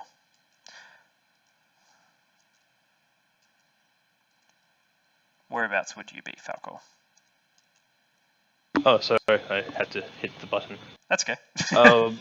I will stand approximately 10 meters behind Davos, and as he goes in, I will maintain my distance with him. Okay, cool. So that is going to be Falcor.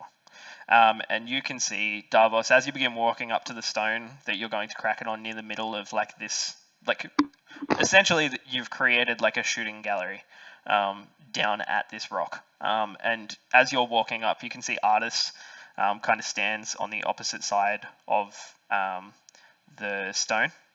And you can see him drawing out a longsword and just standing ready. He's like, well, whenever you feel best to smash this, I guess we can get this party started.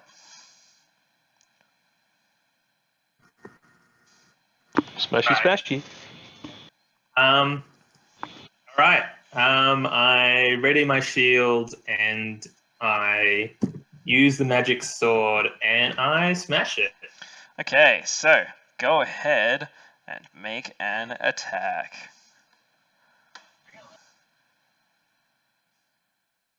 Uh, 18 plus 6. Yep, Damn. that hits. You bring your hammer down, the sword down with like a deafening blow. It kind of chinks and clacks. Go ahead and roll some damage for me. Let me know what you get. 12. 12 damage. So in this explosion of like arcane energy, I'll get you and Artis, I'll roll for Artis to make strength checks as within about 10 feet of this gem, there's just like an explosion as the thing is hit. Artis falls prone as he kind of like lands on his ass holding this longsword in one hand. What was your check there, Davos? 6 total? Okay, so you get knocked prone as well. You're about 5 feet from where you struck. And as the kind of like dust that is kicked up from this strike clears, you can see that there's 2 creatures now that are sitting, like wrestling on top of this rock that's in front of you. And very, very clearly, you can see a tiefling that is currently in like what looks like ceremonial vestments, and like they're sweat through, there is blood on them, and you notice that there is a symbol of Lathander that's kind of been clawed across, as though it's just been destroyed. And as soon as you kind of notice this, he just begins like letting go of this other creature that you can see now in very, very clear light. You can see a creature that has spined skin, 2 heads, 4 arms, and is just continuously like slashing into this tiefling now. The tiefling just appears to be exhausted. He just drops his arms to his sides and he says, "Why did I make that choice?"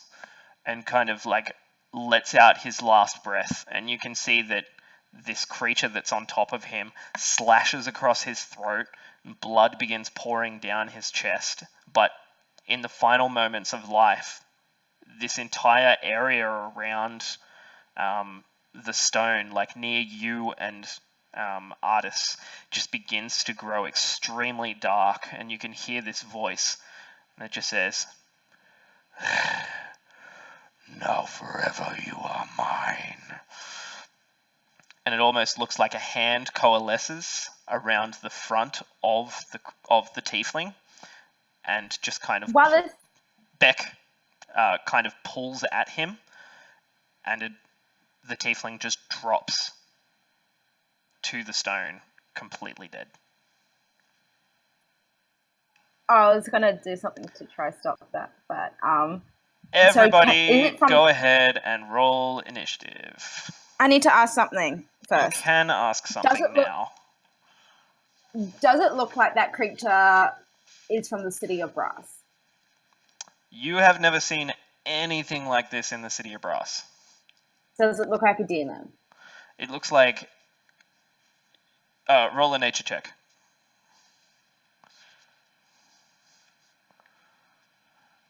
14. 14. You don't know anything about what this creature is. It looks like something like a devil. It has like this spiny skin that is almost looks like it's dripping like thick dark oil. This like extremely manic smile on its face, horns protruding from the front of it that kind of curl back towards the rear of its head, and these 4 arms that are just like all extremely heavily clawed. You kind of are shocked for a second by what this creature might be. So, in the initiative order from 20 to 25. I got 22. 24. Oh, Jesus. Okay, so 24 was Co. We have 22 was Thorax. Was there someone else there as well? 20. 20. Very good. Still. Okay, so 15 to 20. Yeah, I got 16. Falcor. Falcor at 16. We have 10 to 15. 5 to 10. Sorry, I got... Sorry, 15. I missed up. So Davos and Bell, you were 14. Yep. 5. Very good, Magnus. And to see where the creature goes, its initiative is going to be cool.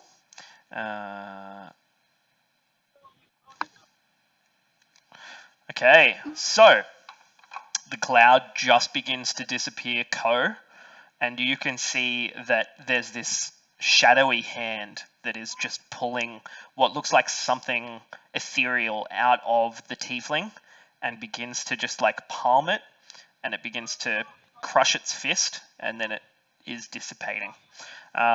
What would you like to do? You're currently from where Is this it speaking anything that I can understand in primordial or anything?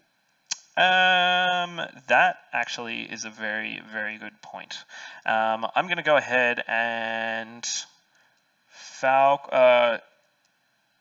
Bell, Magnus, and Davos. What languages do you guys know?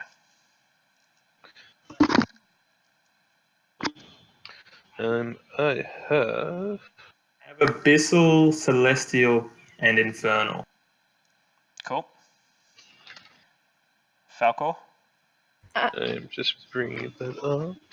It's okay. Bell, what languages do you have? Celestial. Celestial.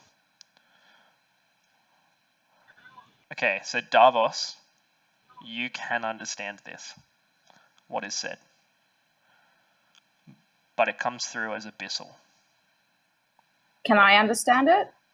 Do you know abyssal? I know primordial. That is not abyssal. It's a type of abyssal. It's abysmal. Like, It's a dialect. Is it primordial abyssal? No. So no. I think of all of you, Davos, you are the only one that understands what is said there. He just says, "Now your soul is forever mine." Ko, what are you doing? You're about 50 feet away from where this weird creature that you are entirely unaware of what it is standing. Does it seem to be like made of smoke sort of thing, or is it pretty physical? This is very real. Okay, I start to sneak forward, just being really stealthy so he can't see me or like smell or detect me. Right, roll a stealth check. 21. 21, very good. Okay, so you're stealthed at the moment. That's going to be your bonus action to hide. Now for your action, are you doing anything else? I'm kind of getting closer so I can kind of get a jump if I need to. Okay, so moving at your regular pace, you could be... So I'm about 20 feet away. Okay, so you're staying about 20 feet away. Cool. Okay, so next on the initiative is Thorax. What are you doing?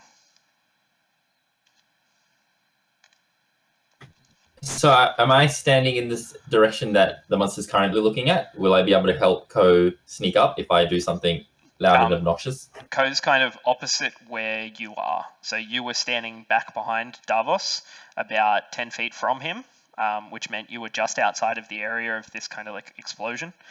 You can see Davos and Artis are still on their back, laying on the ground, and Ko is... Oh, you wouldn't actually be able to see her. She's quite stealthed at the moment. You can look around for her if you'd like. Nah, that's fine. I'll just... Let me figure out how big my flaming sphere is, because if I want to put it above them in a way that doesn't hurt them, but protects them. Yeah, so you can see both Artis and Davos are laying on the ground, and this thing is about 4 feet up on a rock. Probably only 3 feet off the ground, but it's up in the air. It's a medium-sized creature. And that's pretty much what you can see. Okay, I'm going to cast Flaming Sphere, maybe 5 feet away from its face, between it and Davos and Arthas, to make sure that he doesn't wander in that direction. Okay, cool. So you cast Flaming Sphere, and you just begin to you finish the incantation and begin like crafting this sphere around the creature. It seems to encapsulate it in flame, and as you kind of... Oh no, I'm not doing it on the creature. I'm doing it in front of it. Oh, okay. Between the monster and the dude, so he doesn't walk towards the dudes. Oh, sure. Okay. Yeah. Cool.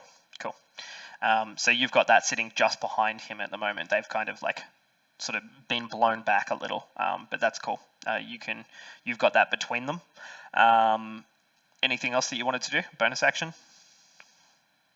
I pocket my frog orb for later use. Nice. Sil, you're up. What are you doing? You're about. Oh. You can see the creature, and it is currently about 60 feet away. 60 feet. Oh, man. What's the range of a longbow? Like 50. Oh, no, 50. I think 50. range on a longbow is going to be 80. I think it's 80, 320. Oh, actually, 150. Wow. Okay. Oh, yeah, 150, 600. That's it. Yeah. That's a long bow. Yeah, you can fire I'm in range. very easily. Yeah, Cool. so I'm going to say dive, fiend, and load up an arrow and let it fly. I'm Nice. aiming for just it. Okay, so you aim directly for it. Go ahead and roll an attack. 25 total. 25 total. You see the arrow Yep. fly through the air. These nicely steel-tipped arrows. It just flies directly at him, punctures into his skin, and you see him look up for a second, crack the arrow off, and throw it on the ground. It looks as though... Just roll a intelligence check for me.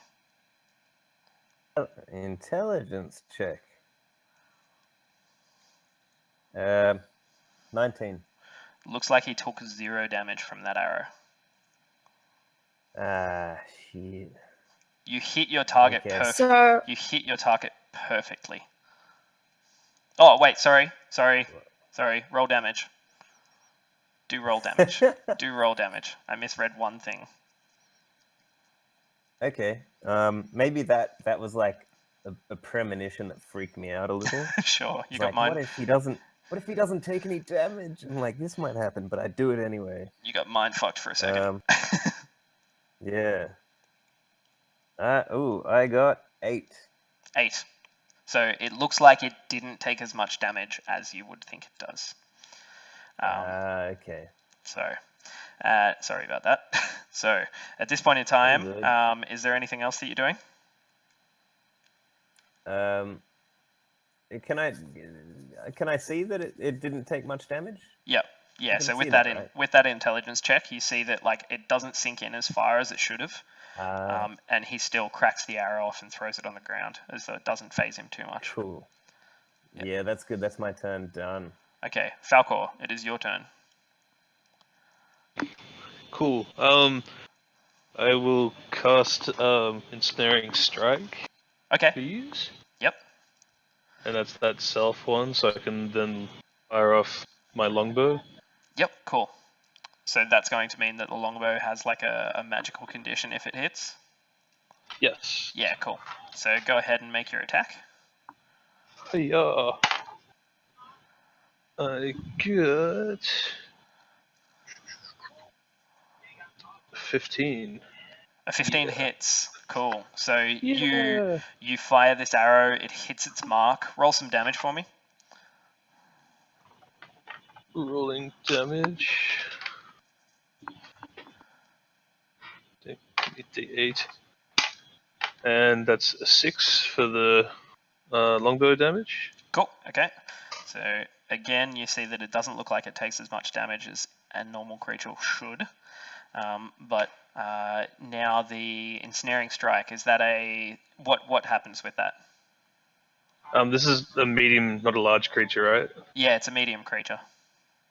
Alright, cool. They don't have any advantage on that one. Oh, So, it's a strength for a saving throw for it, though. Yep, cool. So it's going to go ahead. Strength is going to be a 7. So I'm saying that'll probably fail. So Damn. what happens in that instance? Oh, sorry, it failed its save, not that you. Oh, okay. I was like, damn. While restrained by the spell, it takes 1d6 of piercing damage at the start of its turn. Oh, okay, cool. So roll a d6 for me. D6, yeah. 4. 4, very nice. So it takes another 4 damage as you see that take effect.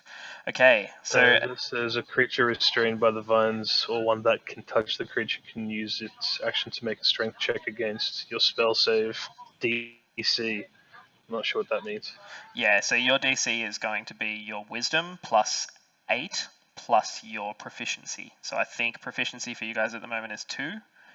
So it should be whatever your wisdom modifier plus 2 plus plus 10. Okay, so that just helps our saving throws. So if you cast a spell, the DC is what their saving throw needs to beat. Okay. Yeah. So yours would be, I'm assuming, what's your wisdom modifier? Is it 2 or 3? 2. 2. So it would be a 12 that it has to beat to break out of these wrapped vines that are around it, kind of piercing it at the moment. Okay. Nice. So at this point in time, you can see it at the beginning of its turn. It takes that damage and just begins to kind of struggle against the vines, and it's going to use its action to try and break free of the restraining vines. And that's a natural 1, so it does not do that. And from where it pulls a is, muscle. it goes ahead and takes its second action to use a ranged attack. It is going to go ahead and, because you are close by and prone, Davos, it is going to attempt to attack you, which it will have. It actually has disadvantage on, but you're nearby. So that's going to be a 7, 8, 9, 10, 11 to hit. And it does not. It does not hit. So you see these spines come out of it. It just kind of flexes for a second, and 4 or 5 spines fly in your direction, piercing into the ground around you. But it does not do any kind of damage to you there. At this point, it is actually your turn, Davos. Bell, you will be next. So to stand up, does that take a bonus action or an action? That's half of your movement.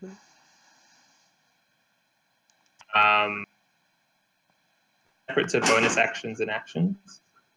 Yeah, you can still use your bonus and your action and stuff. So instead of moving 30 feet this round, you can move 15. How close is it? It's within 10 feet. Except there's this burning area in front of me.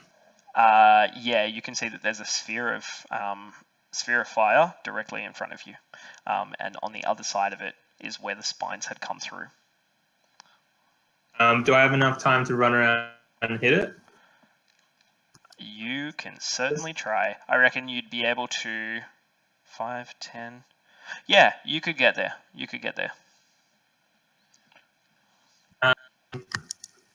In that case, I use my bonus action to channel divinity, a vow of enmity to it, which means that I have advantage on attack rolls against the creature for a minute. Okay, cool. Nice. So that's your bonus? And then with my action, I hit it with my sword. Nice. So go ahead and roll your attack. You're using your magic sword, I'm assuming. And you can see at this point in time, there is a 5-foot area around you that is covered in glowing motes as they start to emanate from the blade. Glowing what? Like these little motes, kind of floating motes, around. That kind of mote. I'm pretty certain it's 20 feet. I think it's a 5-foot radius around you, or around the sword. If it's in 120. Yeah. I rolled a 1, but because I have advantage, I also rolled a 8 plus 14. So 14. 14 is just going to hit it. So go ahead and roll some damage as you bring your sword down, kind of light trailing behind it. 8 damage. Wow, shit. That hurt. Okay. Nice. Oh, Luke, I forgot to mention that those 3 piercing damage on that longbow hit. If that you want to add that, or maybe Oh, sure. next one. Yep. So the Sorry. longbow. No, that's okay. So the longbow would be halved because it is only non-magical damage. So Oh, we the have... secret's out. Is it though? Good tip No, there. you're right. You're right. It's pretty likely out. Cool. Okay. So at this point, anything. So Davos, you've used your action, bonus action. Belle, what are you doing? So I would like to please use Ray of Frost, so I can use that from 60 feet. Okay. Cool. And also, if I am successful, Yep. it gets 1d8 cold damage, but also its speed is reduced by 10 feet. Okay. Cool. Cool. So go ahead and cast your spell. 19. 19 hits. Roll some damage. 4. Okay, seems like the creature actually takes less damage than you think it would from the cold, as this kind of like you can see now below the skin. There's this like almost pulsing of like heat coming from the creature. So 4 took 2 damage. So that is going to be that score. And is there any save against the slowing, or it just slows? I mean, currently it is restrained, but it just slows for its No, next... it's a cantrip, so there's no save. Okay, so it slows for its next round? Yeah, it just slows it Cool. down until the end of my next turn. Okay, so Yeah. at this point, Artis comes around the corner and around this flaming sphere, much like you have just done, Davos, and is going to go ahead and attempt to attack the creature with his longsword. You can see that that's going to be a 15, which hits, and he is going to do 8 damage, but it is reduced because it is a regular ass longsword. Okay, so at this point, Magnus, what are you doing? Okay, first off, I would like to use my bonus action to cast a hex on it. Okay, cool. So go ahead and roll your ranged spell attack. Okay.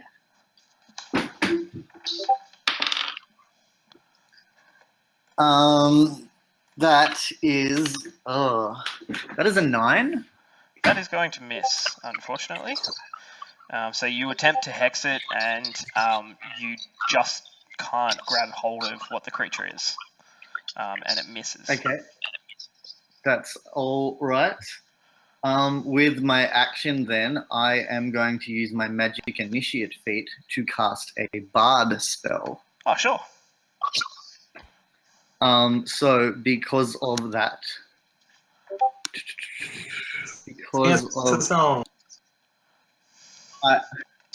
okay, Just a here's piano something man. I prepared earlier. I'll whisper to you like you want me to. It's a warlock fight. Hex you all through the night. And I'm going to cast Dissonant Whispers. Love it. I love it. Woo! I throw It's my my new candy at you. ringtone. Wait, 3d6 and so- a wisdom save. So is hex a bonus? Hex is a bonus. Yeah, cool. Okay, so 3d6 wisdom save. Yep. Wisdom saving throw for the creature is going to be a 20. Yeah, that saves. Okay, so what's your total? What's your damage there? So it was 10, so he's going to take 5. He'll take 5. Okay, cool. So you can see at the moment, Magnus, as your song takes effect and the discordant melody kind of takes hold in the creature's brain. Obviously not a fan of current contemporary prose. He just starts to like reach towards his head, and he's like this one set of arms, and the other is still raking at the vines that Falcor had shot around him. Okay, Ko, it comes back up to you. What are you doing? You're Sweet. currently, I would like. you're about 10, 15 feet from the creature. I would like to sneak attack it. Okay, cool. So you sneak up, go ahead and attack. Will it be surprised? It has not seen you, but it is currently in combat, so it's not as though it hasn't attacked yet. Oh, I know. That just means that I don't get something else, but I still get, if I hit it, I get critical. Sure. It means I don't get advantage, basically. So I'll just roll my dice. So what ability are you using? I'm just using Assassinate. Okay, so let me just It's double check only that. if they've attacked, then I just can't get advantage. So that is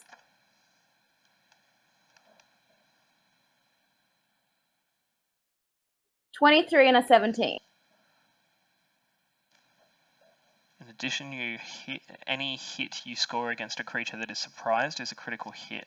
Now, I think that is going to just be the 20, which will not be the critical because I don't feel it's surprised because it is currently being hacked at with a hammer and a sword and another Still sword. 23 and so it's totally going to hit. So roll your sneak attack damage and let me know what you get.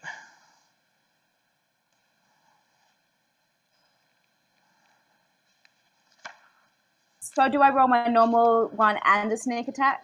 Yep, so roll you're using your super stabby dagger, your new one.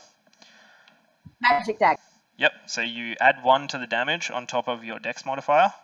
And so it's a d4 plus your dex mod plus 1, and then add all of your sneak attack.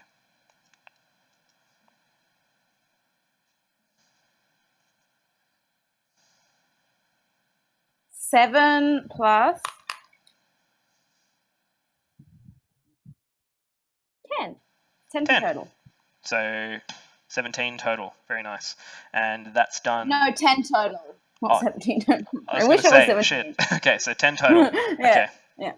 Cool. And because it's a magic dagger, you go ahead and it takes some pretty serious damage there. You can see that the creature's Does it also, the other one's a fire dagger, does it do anything? Oh, offhand, so go ahead and take a strike. I already rolled that one, that was a 17.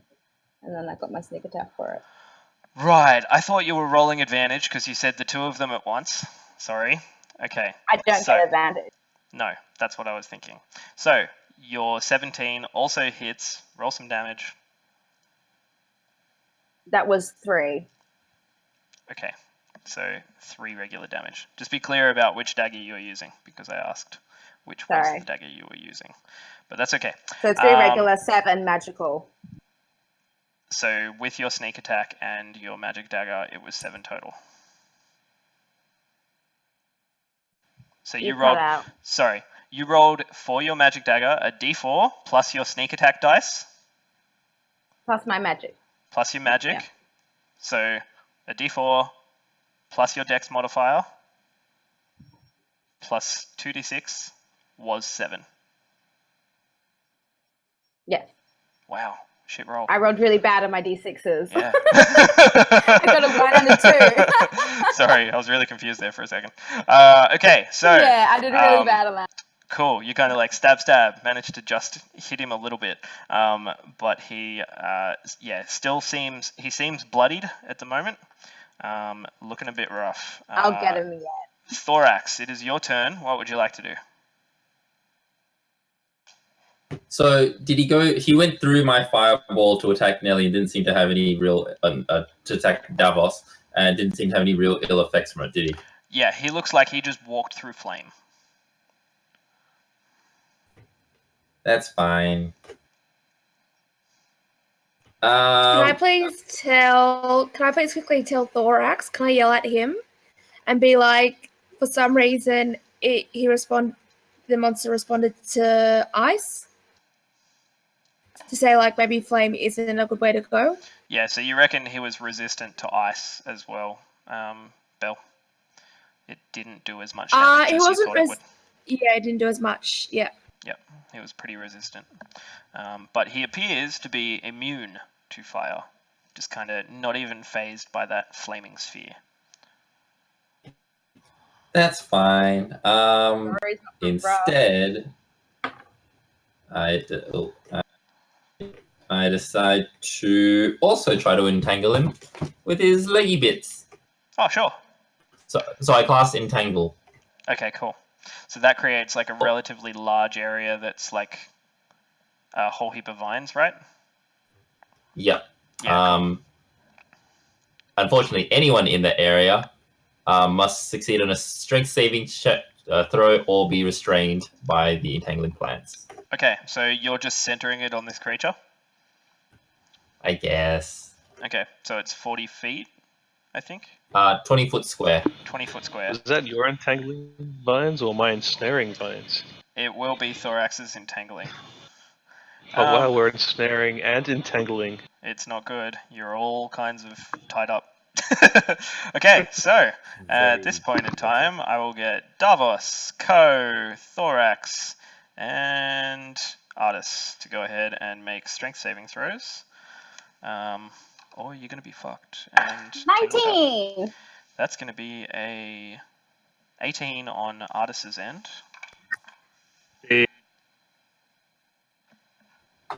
11. 11? What's your spell DC, Thorax? I can't see it. Give me 1 second. That's okay.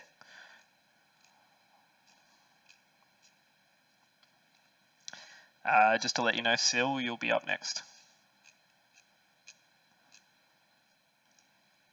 Yes. I can't bloody see it. So DC will be on. Wait, no, I can. 13. Top? It's 13. 13. Oh, Okay. It's 13. Okay. So Artis is fine. Ko, what did you get?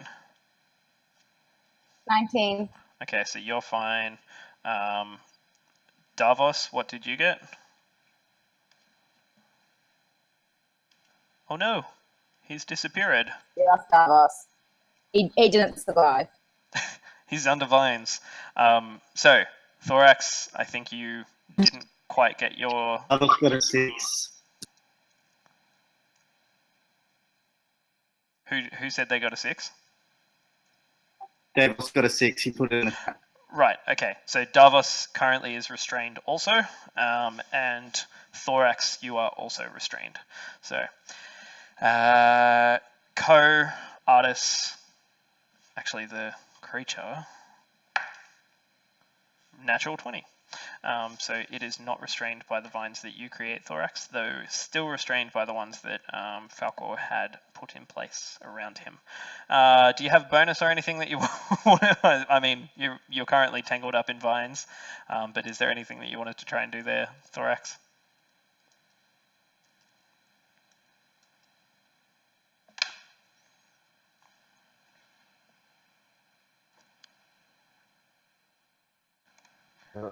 Am I coming through okay? I can hear you sort of okay. Okay. Just I can't hear anyone else. can't hear anyone else either. Test 1, 2, Hey, 4. there you go. Okay. I'll whisper to you. Okay, I can hear Matt. Now I can only see Matt. Oh, there we go. Everyone's coming back. Sorry for these technical difficulties. We will immerse you back in We are some sponsored by fantasy Telstra. show. We're sponsored by the Australian Hi. NBN network. NBN, putting you on the internet. Now from our sponsors, Gatorade. Water is better.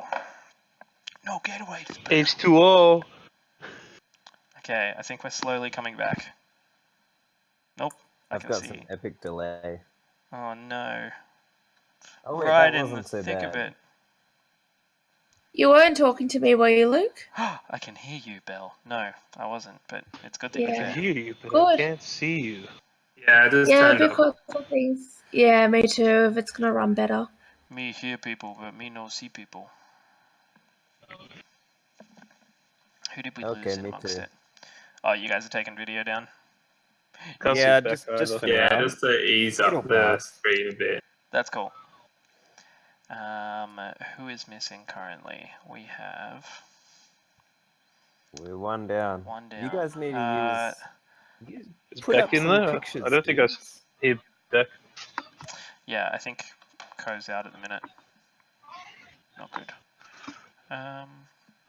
Well, in any case, Thorax, can you hear me okay? Yep, I can hear you. Okay, so yourself and Davos are currently restrained by the spell that you've cast, and I think that would be about the end of your turn, unless you've got a bonus that you can use. No, that's fine. Thank you there. Okay, cool. You just restrain yourself, Kelvin. I mean, Thorax. Look, it's a stressful situation. Yep, I can definitely empathize Restrain or the frog gets in trouble. with that. Okay, so Sil, what you doing? Yo, how far away am I? You currently are still about 55 feet. 55 feet. Yeah. But I've also got some vertical distance too, don't I? Does that help? Oh, Beck's. No. Sorry, I just found out that Beck's computer turned off and started updating. So that is fun. So Ko's going to be down for a round or so. Well, it's Okay, lucky cool. she had a go. Yep. We can hear the rain. Okay. There, she's in frame for a second. Okay, so Sil, you're 55 feet away. What were you thinking of trying to do? I was thinking of doing a kick-ass jump, Yep. and then like whipping out my staff and just trying to like land a blow. Oh, sure. I've got movement speed of 45. Yep. I reckon with a successful acrobatics check, you could probably go ahead and make up those extra few feet by jumping off the top of the rock and sort of sailing through the air a little. Go ahead and roll an acrobatics check for me. As you That's why they wear those really rolling. loose clothing for as you that like extra vault off fail. of this rock.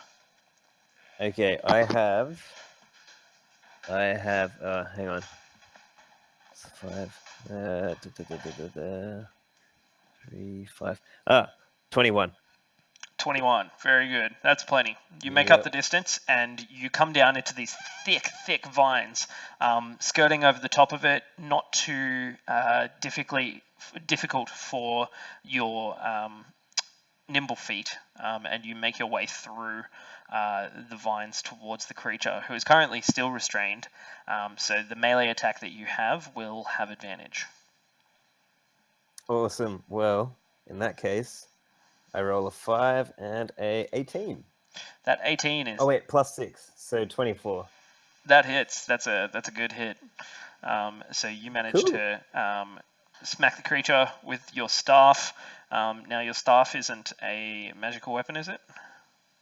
No, it's No. just bludgeoning. That's okay. Roll some damage. See, I'm better not sure. I know that just saw your piercing wasn't effective, so like. I know your bludgeoning. unarmed strikes are considered non-magical, but I know that the staff is bludgeoning damage, so that's cool.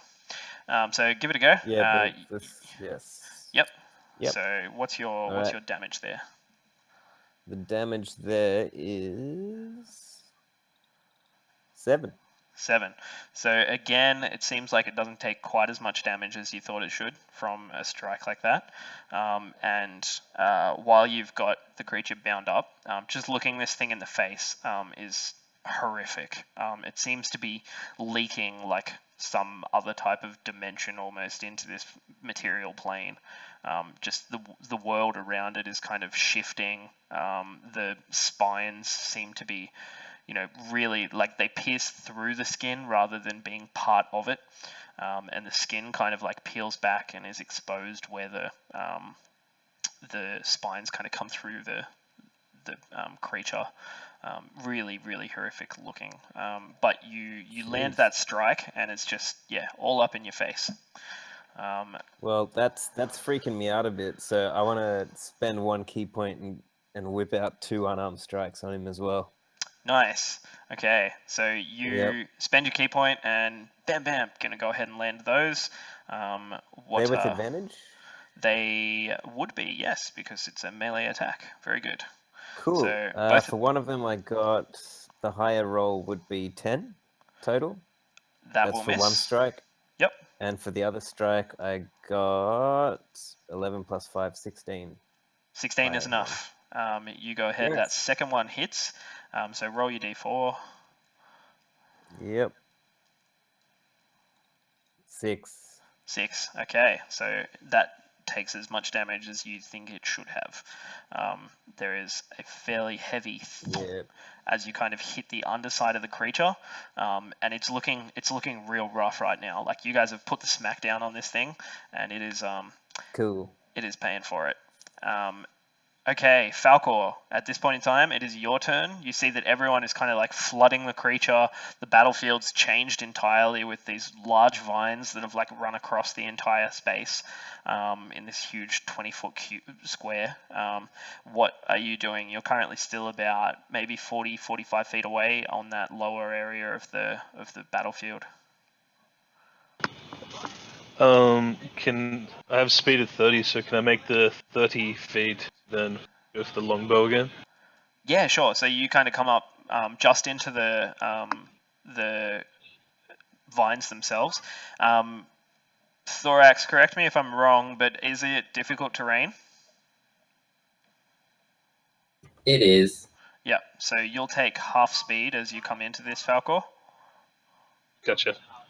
So you get to the edge of the vines and just start to walk in, and you're like, God, this is going to take a while. Pull out your bow and make another attack. So go ahead and roll an attack for me. Can I keep doing the ensnaring strike, or is it still active on him at the moment? Yeah, it's active on him at the minute. Oh, okay, so I won't worry about that. Yeah, so at the beginning of his turn, he'll take a d6. He did that the last round, but I'll get you to roll it again when it comes around this round. Yep. Yeah. But yeah, you can just hit it with a regular strike if you're out of options. Cool. That one is 19. 19 will hit. So roll some damage. Where's my d8? And yeah. Oh, sweet. 6 plus 3 piercing damage. Okay, cool. So that's going to come back down to 5 piercing damage, which means the creature, again, looking like it's on its last legs at the moment, but you're managing to keep. It's managing to stand still. So that's the end of your. Okay, Co, welcome back. Guess who's back? Back again. Okay, so comes to the creature's turn, and from where it is, you see that the two arms that are free. It goes ahead and Bell, Magnus, Thorax, you notice this immediately. It looks like it's beginning to cast a spell. It goes ahead and finishes the spell, and Thorax, you see everything around that was holding this creature in place just disappears. It kind of like disappears in an arcane puff. It kind of like stretches out the other two arms that had been bound to it, and just begins to take off. It uses its entire movement. Wings extend from its back, and it just begins to flap directly up into the air, getting about 30 feet up. And from this distance, it can see a lot more of the battlefield. It just starts to see that those below are having a hard time hitting it. It can see Bell and Magnus at this point, and with a ranged attack, it is going to, it'll be at disadvantage because it's at range. It's going to go ahead and try and hit Bell after she had attacked it last round. And that is going to be a 11 to hit. I'm at 11 armor class. Okay, so that'll be successful. And that's going to be, what do we got? Okay, so you take, we got, that was correct. So 4 piercing damage, and then it also gives you 3 fire damage. As you kind of see one of these spines come out of its hand as it points towards you, just out of the back of its wrist, a spine just begins flying down, pierces into your shoulder, and it just burns immediately with the fire of hell. And you see it just hovering where it is, kind of surveying the area around, and you notice that it is extremely, extremely injured. At this point, Davos, I heard that you got a pretty average roll for your restrain. So currently you're a bit stuck in vines. You can use your action to sort of break the vines away and stop being restrained, or you can struggle and do nothing. I guess where's the creature? About 30 Relative feet to overhead. me? So there's these wings that extend from its back and it just begins hovering about 30 feet up. But is it directly above me? At this point, yeah. Yeah. Because you were in melee with it, so yeah, it'd be directly above you.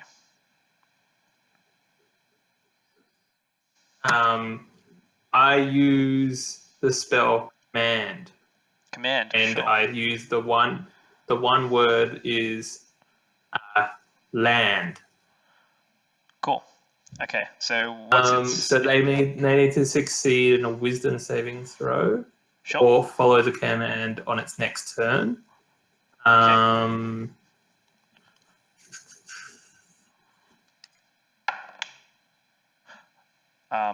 That's a natural 20 on its saving throw.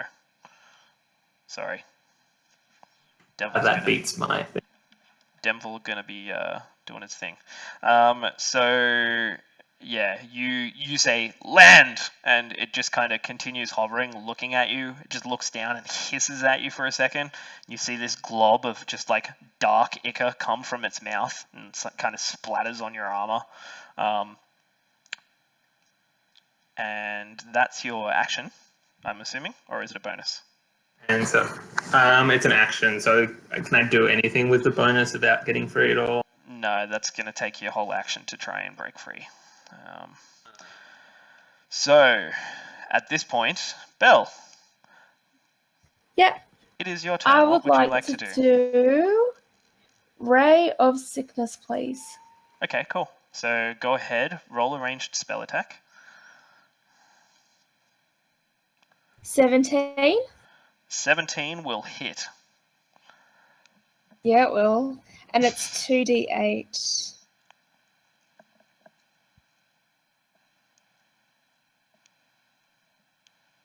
Which is 5.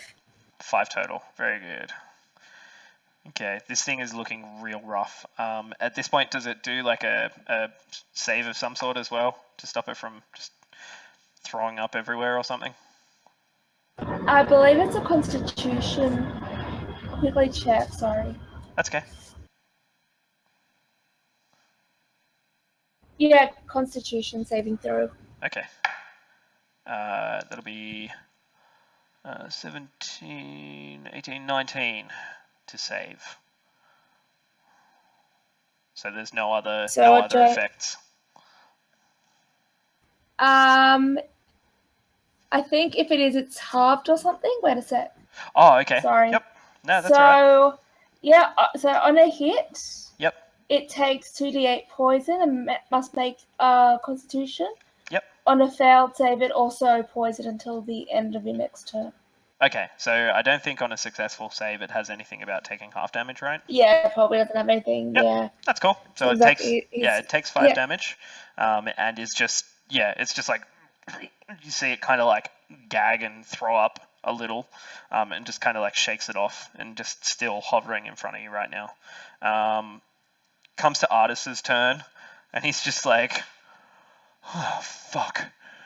And goes to his hip and pulls out like a hand crossbow and just aims up at the thing and fires once, pulls it back down and begins to see whether he can reload before next round. That's cocked.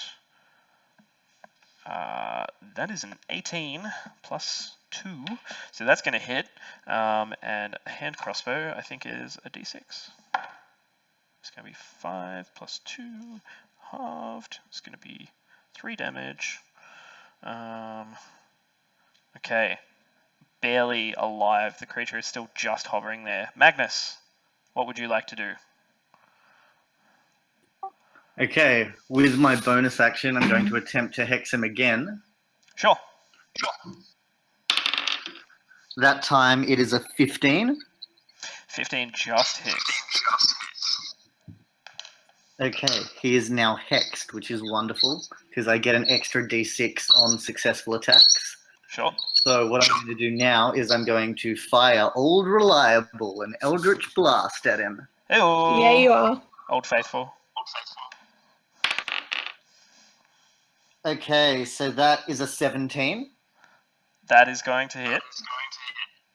Okay, so then that is 1 plus 3 is 4, plus my hex damage is another 4, so that is 8 damage. Magnus, Yes. how would you like to do this? Okay. So I'm going to fire my Eldritch Blast and hit him square in the chest. Yep. And then after that happens, my hex takes hold of him and kills him. Very nice. Did you have any flavor around the text, like the hex? Oh, yes, I like, had lovely flavor. Were you thinking about which ability you were going to nerf? Oh, so the hex is just an extra d6 damage, isn't it? I don't think I nerfed anything with that, do I? Oh, okay. I Hold on, yeah, I thought it had something to do with. I do. I get to choose one ability that he had disadvantage on. So what I would have done is probably given him disadvantage on his wisdom. Okay. Living. Cool. So you just see as you cast this hex, his eyes kind of glaze over a little, and as he begins to fall, you cast this Eldritch Blast, and it just kind of blows out a side of his chest. One of the arms comes flying off, and he just like lands face down on the ground in like a pile. Just these spines still sticking up through this extremely like dense vegetation that Thorax has created. And it seems like the creature is destroyed. I say, well, fuck. I say, damn. Nice blast. Ah, blast. Thank you. Cool. So, He's just armed. I loot the body. I go over to... Is the corpse of the other guy? the corpse of the other guy is still there, yeah. Yeah, how's he doing? I think he froze. I investigated I think his he corpse. dead. Yep, he is very dead. Looks like he just like the four like claws on the end of this creature, this creature's palm, just kind of like raked across his throat, splitting open his trachea, and just like blood went everywhere as this happened. You see him, this tiefling that is kind of looks relatively well kept. He keeps his hair quite short, relatively like kind of like the horns like just hug his head and like sort of stick down the back, a little kick at the bottom. But he's wearing these kind of like vestments that look like they were a part of like the faith of Lathander, and he. Can I cast Lay on Hands? You can try, yeah. I cast Lay on Hands to heal him 5 points. Yep, you just pass this like radiant energy from your body into him. Nothing occurs. What? He did. That's not... Oh. Does that work? If someone's dead, can I do anything? If someone's Only if there's 0 hit points. yeah, if Yeah, someone you can do something. if someone is dead, you would not be able to bring them back to life with lay on hands. If someone is unconscious, you would be able to do that. But reanimation. Except I can only do little animals at the moment, and I have to be a higher level to actually do it properly. Well, you can do it improperly. Does Davos know who this is? Hey, Davos, who's that guy? Do you know him? It seems like from this, yeah, you would know this. If you roll a wisdom check for me, Davos. Can I loot the demon body? Just a minute. Where's he gone? Natural 20. A natural 20. You know exactly who this is. The stories that you have heard, the stories that you have heard about going to Lightwatch Tower and attempting to get rid of the evil there, brought up all kinds of interesting information about who created it and what went on. And you were kind of looking over things last night once you got back to the temple. And you know that this is Mosing. He was the partner of Rowena, Fiss, and he initially a warlock. After meeting Rowena and finding her so amazing and inspiring and attractive, he kind of gave away the bond that he had with his infernal patron and begun to follow in the light of Lathander. He was a devout cleric in training and was the father of Rowena's child. Now, Rowena's child, you fear, is something of a mystery. You're not entirely sure what occurred, but the reason that they both disappeared is because they were going to Lightwatch Tower to give birth to the child and have Lathander look on this baby with favour. But from all of the stories that you know, Mosing spent the last days of his life in servitude to Lathander, helping his wife through the late stage of childbirth, and at that point, it's kind of where the story ends. You're not entirely sure of what happens, but this is him. Can I inspect anything warlocky? Sorry, too much going on. First, Davos, what did you say? I just said, oh shit. Oh shit. Does he convey this to us? That's up to you, Davos. Yes, I convey it. Cool. So the whole story goes ahead. One for While you're sort of tearing these super thick vines off of yourself, Thorax, you're doing the same. And Magnus, you come up, and you looking for anything in particular? I just remember what Lucy something said about Lucian said about how there was rumors that in his last days he returned to his patron, and I'm looking for any sign of that. Sure. You roll an insight check for me. Investigation, because you're looking at a dead body. Can I loot the body? That would be a natural 20. That natural 20 tells you a bit. You go ahead and begin looking over his, the vestments that he's wearing, and nothing really pops up except for a lot of scratches and a lot of blood. And as you begin looking over, from head to toe, you do a full inspection of the body. You find on the inside of one of his wrists there is a what seems like a very fresh wound. You see a symbol that is carved in there that looks like 4 fingers reaching for the surface and 1 thumb, and they all appear to be kind of curved inwards, but just scratched into the inside of his wrist, right here. Would I have any knowledge of that symbol? Roll a religion check for me.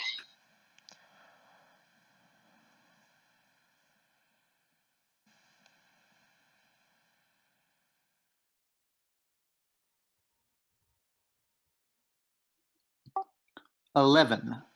11. It's not of any major religion that you can think of that's followed openly.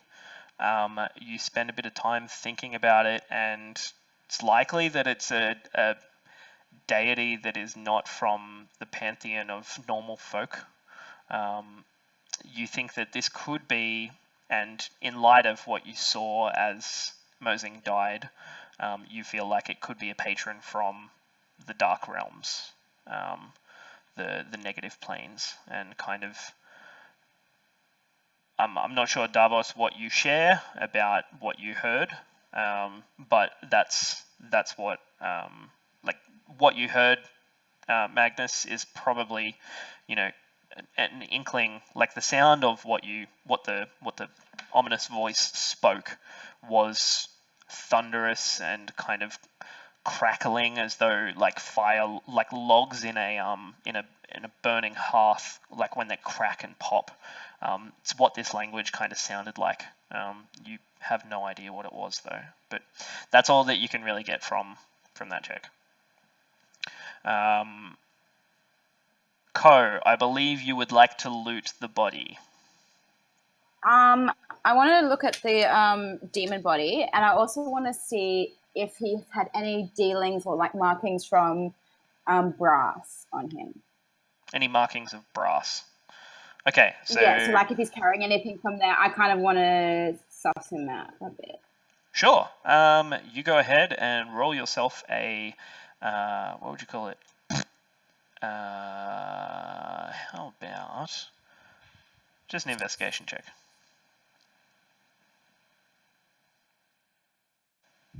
20, not natural. Okay, so 20 total tells you that there is no brass on him, and this creature doesn't have any items on it. It's extremely, like, it's almost as though it was a wild beast. There is nothing that wouldn't be, like, I mean, if you wanted to destroy it, you could carve it up and kind of like, I don't know, make a fancy armor out of the spines.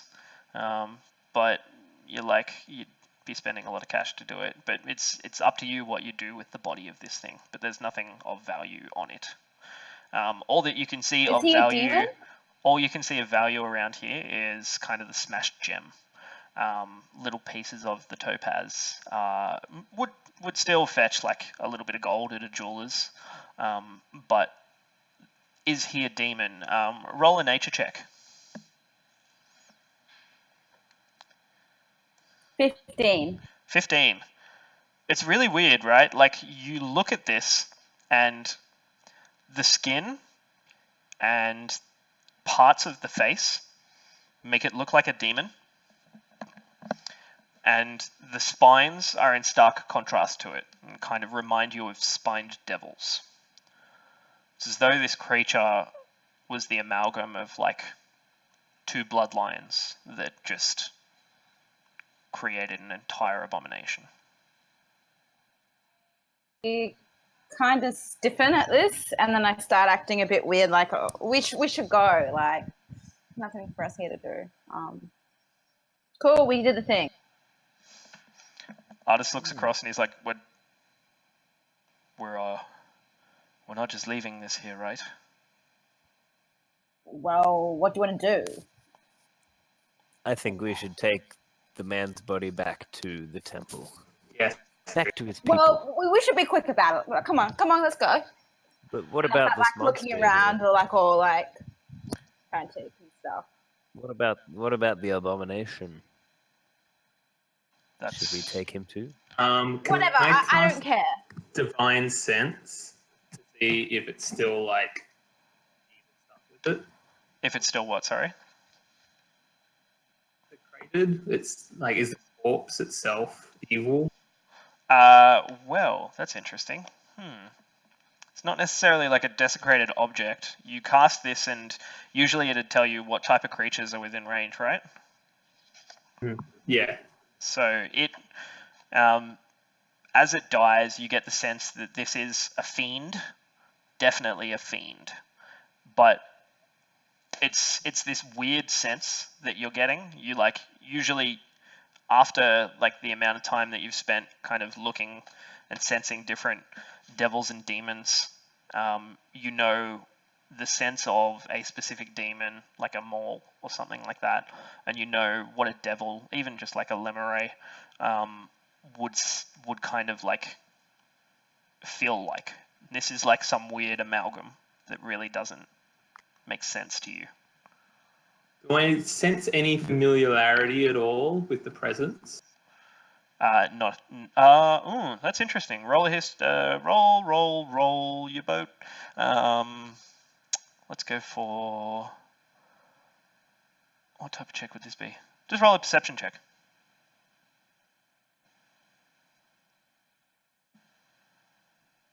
5. 5. You're not sure if you're just like confirming it yourself, but it could be something from like much earlier in your life. I don't like. It kind of feels like if you wanted to find that out, it'd warrant further research.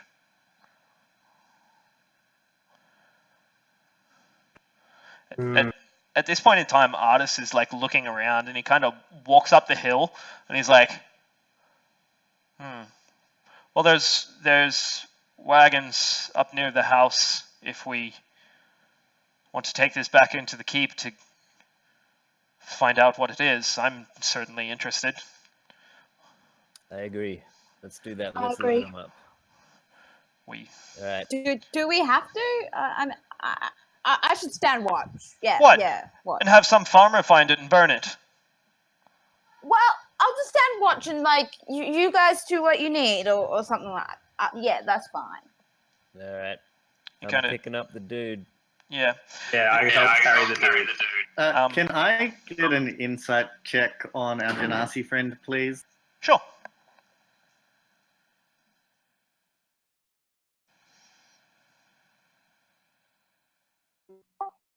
$12. 12. You don't feel super obliged to share, but you can see Magnus looking at you a bit strangely and like a bit questioningly, like, are you okay kind of look? He can tell that jumpy, and if anything, I'm scared. Okay. Cool. So at this point in time, Sil, I'm going to get you, and because Artis, Davos, did you say you were going to help out carrying, or? Yeah. I'm just going to get you guys to roll a dex check as you go to pick the thing up. There's not many places on the creature that aren't covered in like horrifically sharp spines.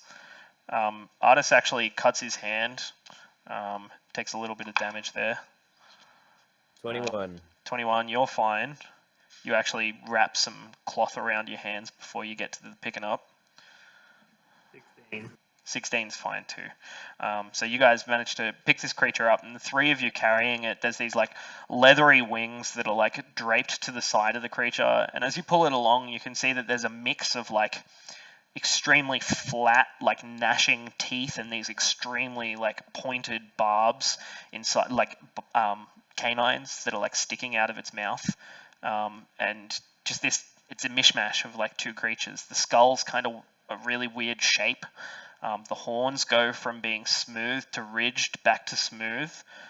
Really bizarre. But as you carry it up to the farmhouse, which currently has a small amount of smoke sort of pulling from a chimney, you can see that this probably houses like maybe 5 people. And as you get closer, you notice that no, it wasn't that far away. It's just a really small house. And you begin getting really close, and you realize that this is likely the residence of some halflings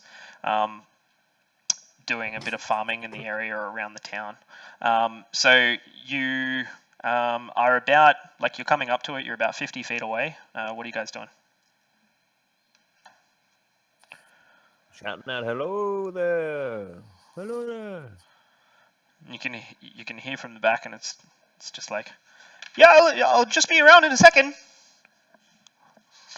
You see this sort of grubby looking, like covered in dirt, farmer that's a bit portly, a little bit of a belly on him, and he comes around the corner holding like a scythe, and a sickle, sorry, and he continues walking towards you. And he's just like, "Oh my good gods, what is that?" And just begins like moving back towards his house and like hitting up against the wall and like looking for his door as though he can go inside. And he's like, "No, not any closer, no. Who are you?" It's not important who we are. It's important we get this thing back into town. Oh, fuck off! It's not important who you are. Bring a devil onto my land. Yeah, we'll get him off once you give us your wagon. Got half a mind to call the guard. He's got a point. He's got a point, does he? And I'm trusting you. I never said you should trust me. Well, fucking, I shouldn't be trusting you. You should trust my What do you friend. want? What do you want? Okay. We can pay for the wagon, or we can take the wagon. Hey, either way, we get in the wagon. I try to sneak up next to the halfling. Sure. Roll a stealth check. Natural 1. Sure. You like trip on the balcony as you like step up onto the house, and he turns around and he looks at you and he's just like, "Tell me these people are talking sense." I'm on your team now. Yes. I use a persuasion check just to guide the wagon. To do what? Sorry. To let them rent the wagon. Oh, sure. You'd like flash a bit of coin at him and let him know that you're going to be bringing it back. Roll with disadvantage because you guys have come up carrying like a giant devil. Can I assist on the roll? Yeah, so just roll a single. What do you say, Magnus?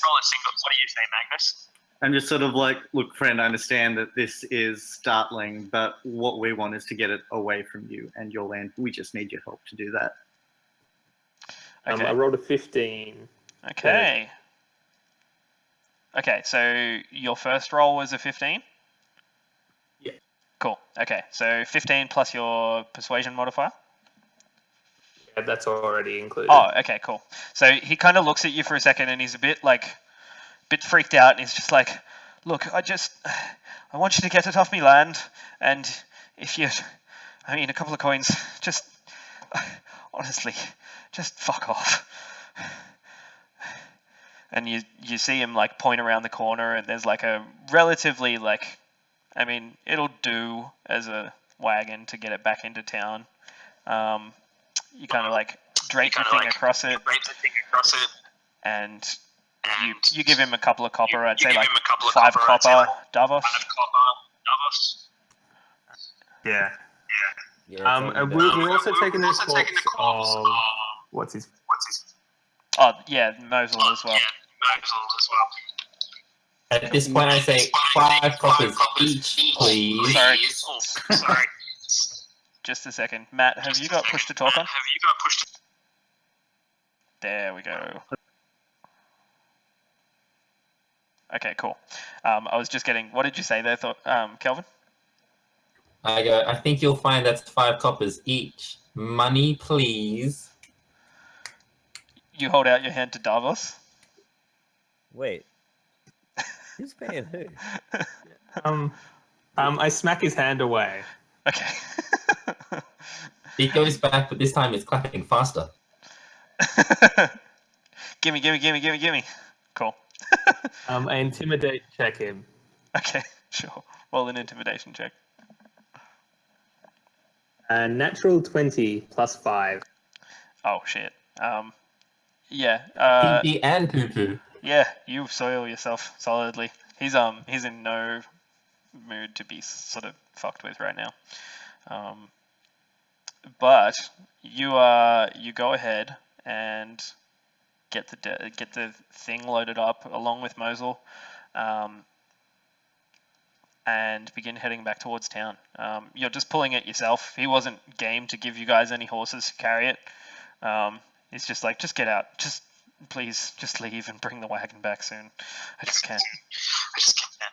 I cast Minor Illusion to make a little tiny horse in front of the wagon. Cool. Actually, Kelvin can turn into a horse.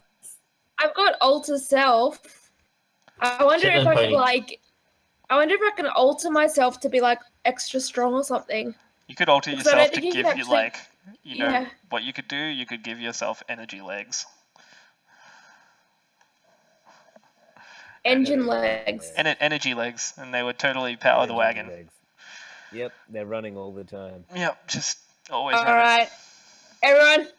Well, as long as we can, okay. If everyone can promise me that we get a long sleep, so I can get all my spells back, I will do this for the team. Okay, but you also have to carry our dead friend there as well. Yeah, but it's the whole wagon, Yeah. so I can we alter dump- myself. Cool. Can we dump Wait. him in too? So you see Belle just like look down at her legs and just like begin muttering an incantation, and Belle, your legs just like buff out to about like bodylifter status. Yeah. Like weightlifter status, and you just like Nice. come up to the bridle that the horses would usually carry, you put it across your shoulders and just begin walking, and it's just like you manage to like pull this cart along behind you. It's Can I just say also, I'm only like 5'5", so this is hilarious. yeah, it's just like buff legs, and then just continues, like it just keeps pulling this thing. I'll get you to make one strength check for me, just to make sure that you don't falter as you come into town. You're like, as much as the spell's pretty good, you're not used to using your muscles in this way. So go ahead and roll a strength check for me. The only issue is that the cat's sleeping on it. He's taken all my die. Okay, Advantage. that's all right. It's still a No, little. I got it. Got it. Nice. He's not impressed. Rolled it underneath him and I can't see it. No.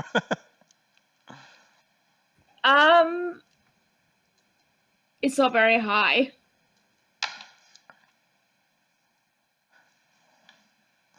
Wait a sec. Suspense. I got like 5. Okay, so at one point, Artis comes up beside you and just grabs the edge of the cart and sort of puts it up on his shoulder and begins helping a bit. You guys make it back into town, and Artis is like, in the northwest, we'll go to the Candlekeep. I think it'll be best to find a wizard there to help us. And at that point, I'm going to go ahead and end tonight's game because it is 11:45. So, Good. I hope everyone had fun. Sounds good. You killed the thing, whatever it is, Sounds good. inside of Yay. the gem. And Yay.